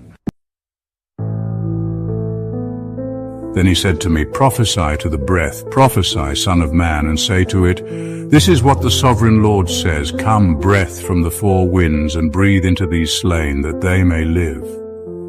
So I prophesied as he commanded me, and breath entered them. They came to life and stood up on their feet, a vast army.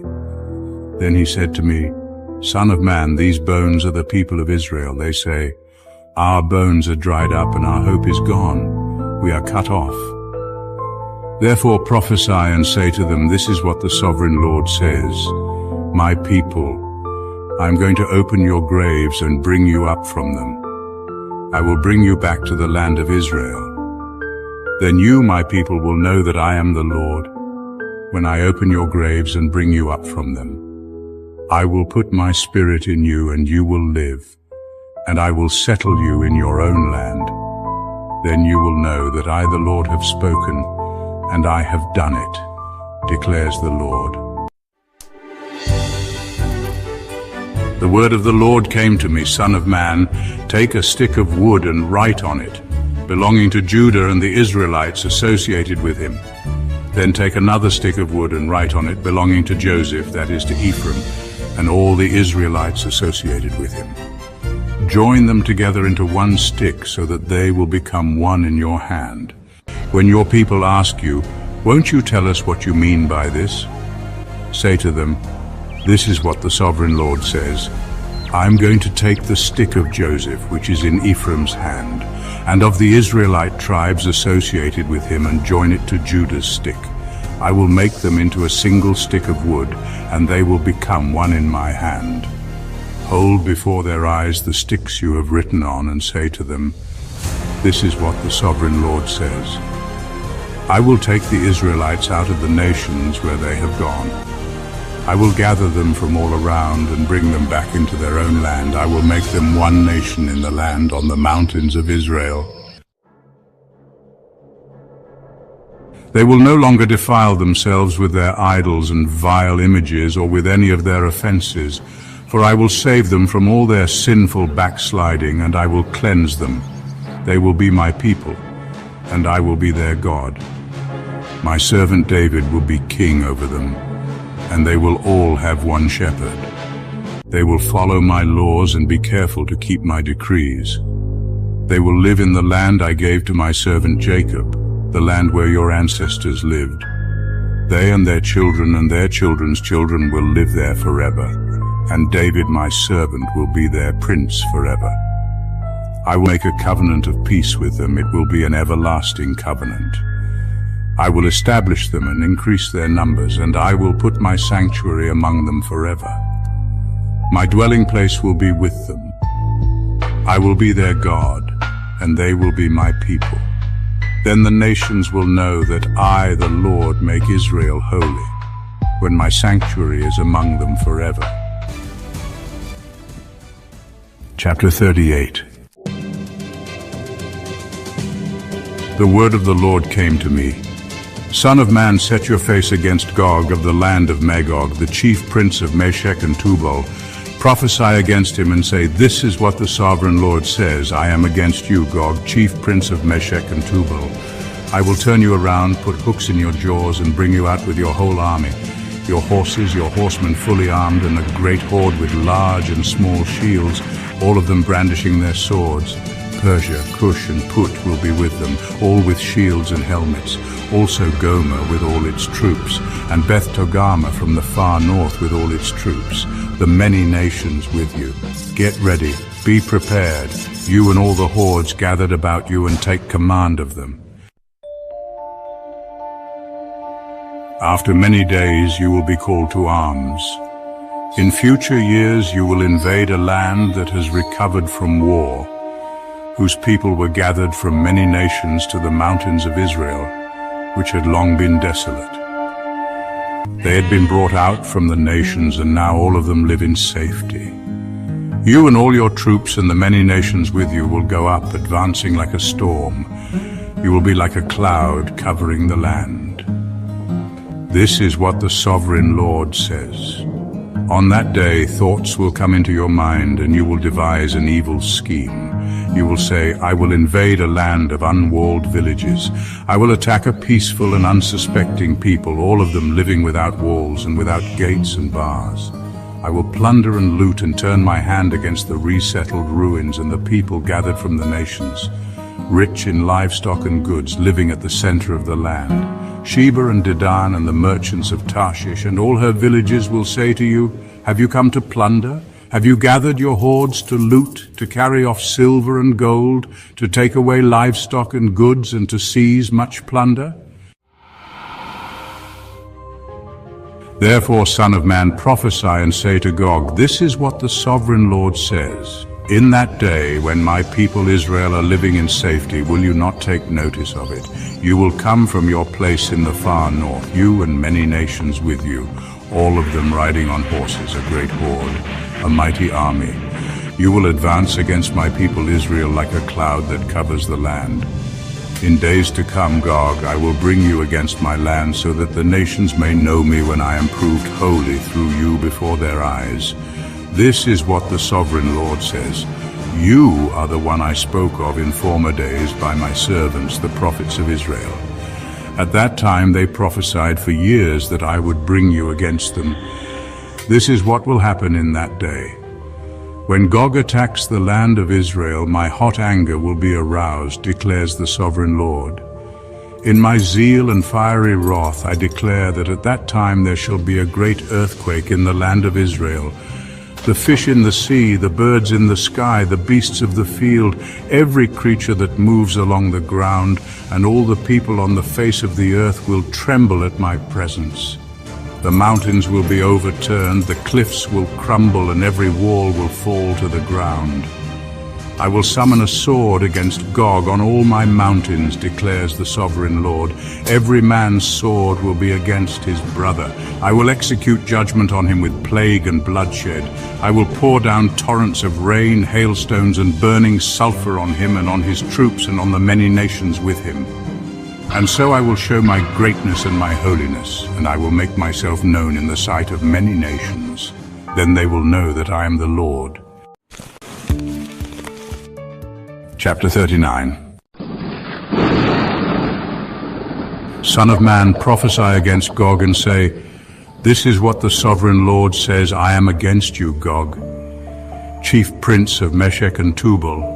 I will turn you around and drag you along. I will bring you from the far north and send you against the mountains of Israel. Then I will strike your bow from your left hand and make your arrows drop from your right hand. On the mountains of Israel you will fall, you and all your troops and the nations with you. I will give you as food to all kinds of carrion birds and to the wild animals. You will fall in the open field, for I have spoken, declares the Sovereign Lord. I will send fire on Magog and on those who live in safety in the coastlands, and they will know that I am the Lord. I will make known my holy name among my people Israel. I will no longer let my holy name be profaned, and the nations will know that I, the Lord, am the Holy One in Israel. It is coming. It will surely take place, declares the Sovereign Lord. This is the day I have spoken of. Then those who live in the towns of Israel will go out and use the weapons for fuel and burn them up. The small and large shields, the bows and arrows, the war clubs and spears. For 7 years they will use them for fuel. They will not need to gather wood from the fields or cut it from the forests, because they will use the weapons for fuel, and they will plunder those who plundered them and loot those who looted them, declares the Sovereign Lord. On that day, I will give Gog a burial place in Israel, in the valley of those who travel east of the sea. It will block the way of travelers, because Gog and all his hordes will be buried there, so it will be called the Valley of Hamon-Gog. For 7 months the Israelites will be burying them in order to cleanse the land. All the people of the land will bury them, and the day I display my glory will be a memorable day for them, declares the Sovereign Lord.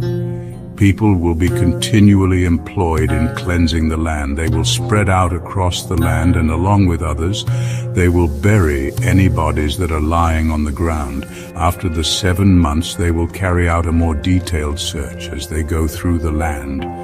Anyone who sees a human bone will leave a marker beside it, until the grave diggers bury it in the valley of Hamon-Gog, near a town called Hamona. And so they will cleanse the land. Son of man, this is what the Sovereign Lord says. Call out to every kind of bird and all the wild animals. Assemble and come together from all around to the sacrifice I am preparing for you, the great sacrifice on the mountains of Israel.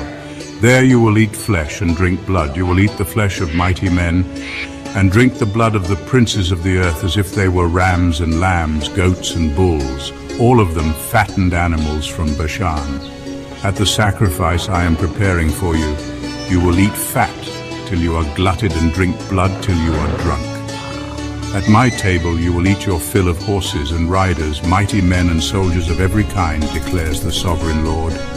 I will display my glory among the nations, and all the nations will see the punishment I inflict and the hand I lay on them.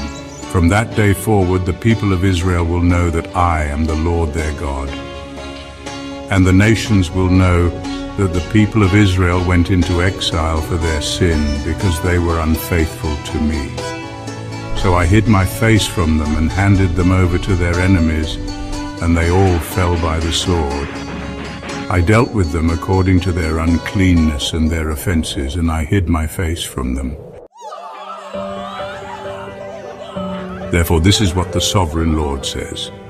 I will now restore the fortunes of Jacob and will have compassion on all the people of Israel, and I will be zealous for my holy name.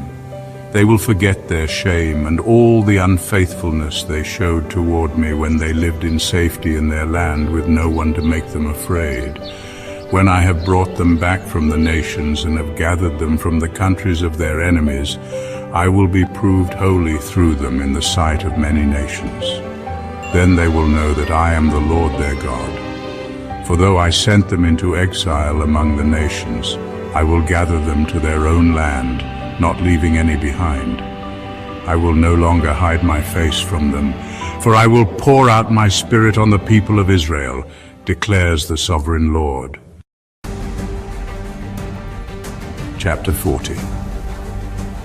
In the 25th year of our exile, at the beginning of the year, on the 10th of the month, in the 14th year after the fall of the city, on that very day the hand of the Lord was on me, and he took me there. In visions of God he took me to the land of Israel and set me on a very high mountain, on whose south side were some buildings that looked like a city. He took me there, and I saw a man whose appearance was like bronze.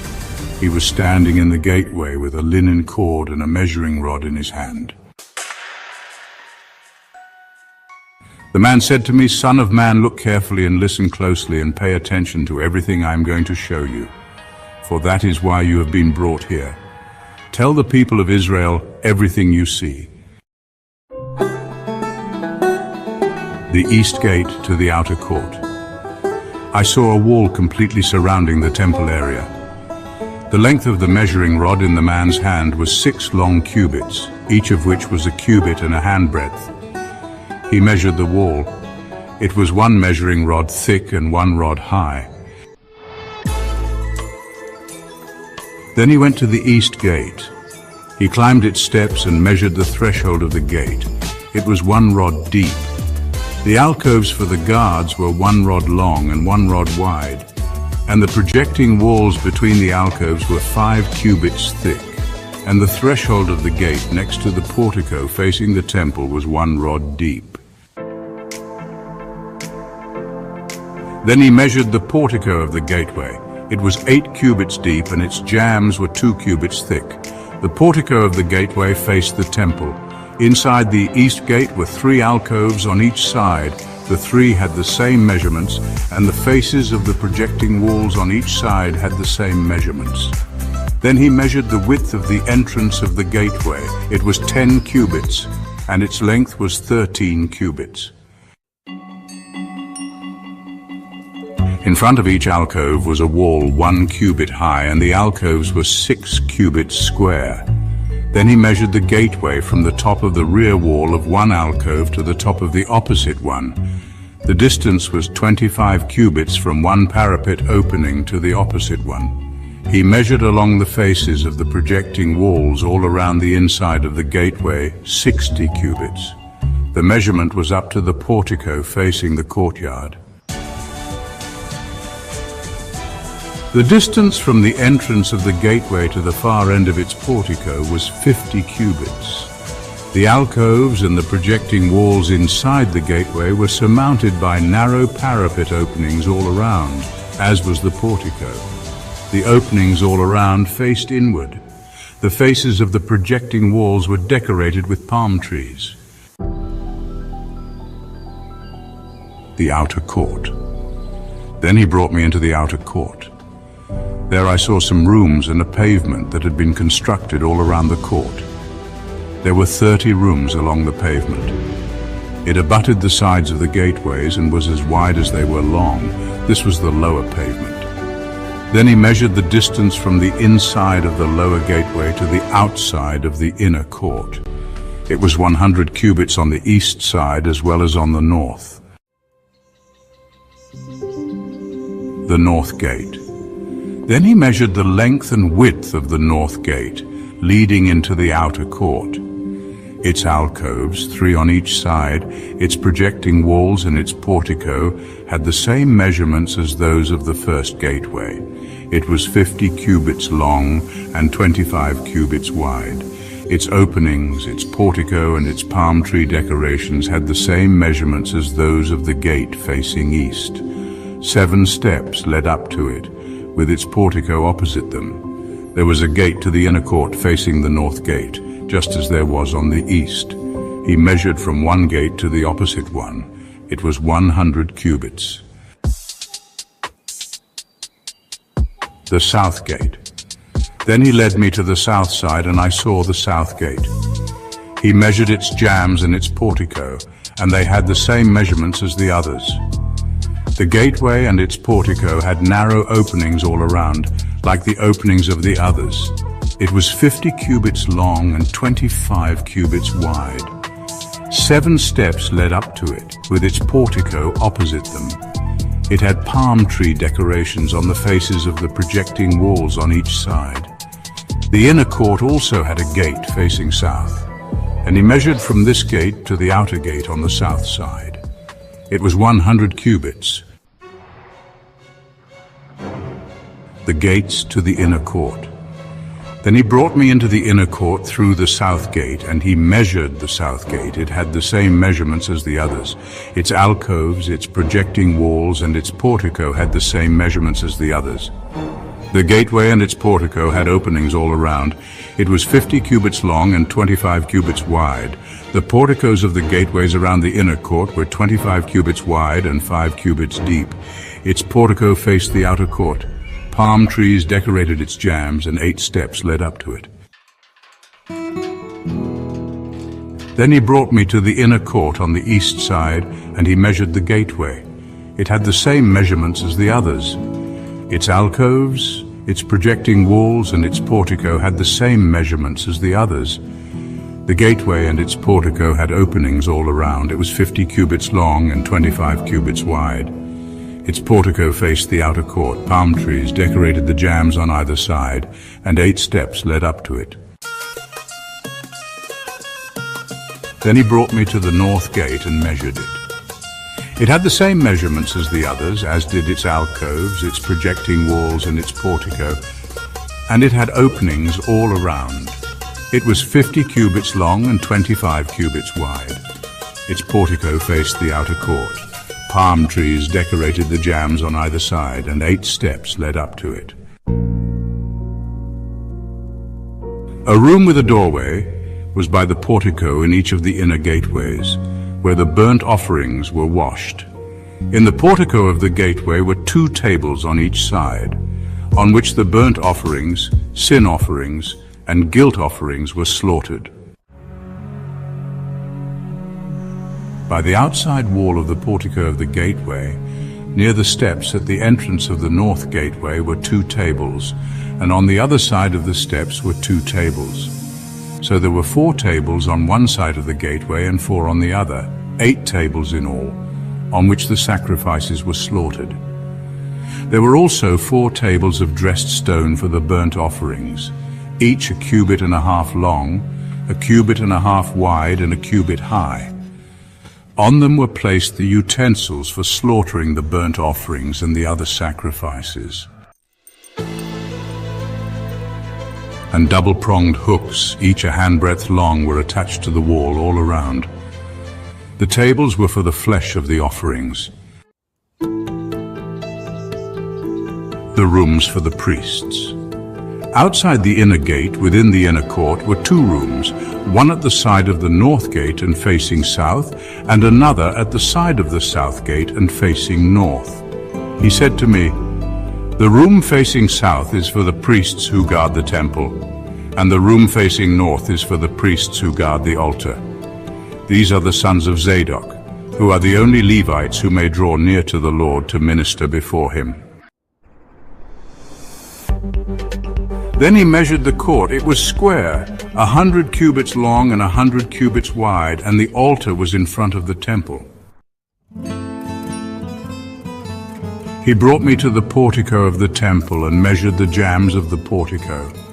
They were 5 cubits wide on either side. The width of the entrance was 14 cubits, and its projecting walls were 3 cubits wide on either side. The portico was 20 cubits wide and 12 cubits from front to back. It was reached by a flight of stairs, and there were pillars on each side of the jambs. Chapter 41. Then the man brought me to the main hall and measured the jambs. The width of the jambs was 6 cubits on each side. The entrance was 10 cubits wide, and the projecting walls on each side of it were 5 cubits wide. He also measured the main hall. It was 40 cubits long and 20 cubits wide. Then he went into the inner sanctuary and measured the jambs of the entrance. Each was 2 cubits wide. The entrance was 6 cubits wide, and the projecting walls on each side of it were 7 cubits wide. And he measured the length of the inner sanctuary. It was 20 cubits, and its width was 20 cubits across the end of the main hall. He said to me, "This is the most holy place." Then he measured the wall of the temple. It was 6 cubits thick, and each side room around the temple was 4 cubits wide. The side rooms were on 3 levels, one above another, 30 on each level. There were ledges all around the wall of the temple to serve as supports for the side rooms so that the supports were not inserted into the wall of the temple. The side rooms all around the temple were wider at each successive level. The structure surrounding the temple was built in ascending stages so that the rooms widened as one went upward. A stairway went up from the lowest floor to the top floor through the middle floor. I saw that the temple had a raised base all around it, forming the foundation of the side rooms.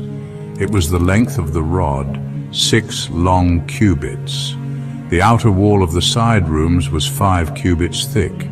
The open area between the side rooms of the temple and the priests' rooms was 20 cubits wide all around the temple.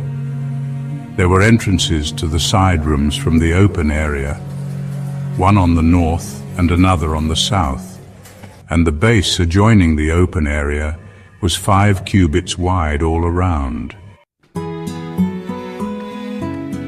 The building facing the temple courtyard on the west side was 70 cubits wide.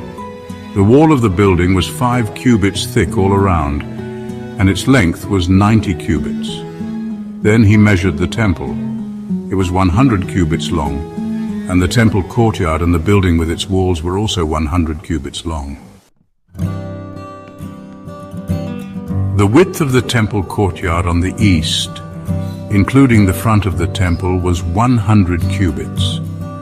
Then he measured the length of the building facing the courtyard at the rear of the temple, including its galleries on each side. It was 100 cubits.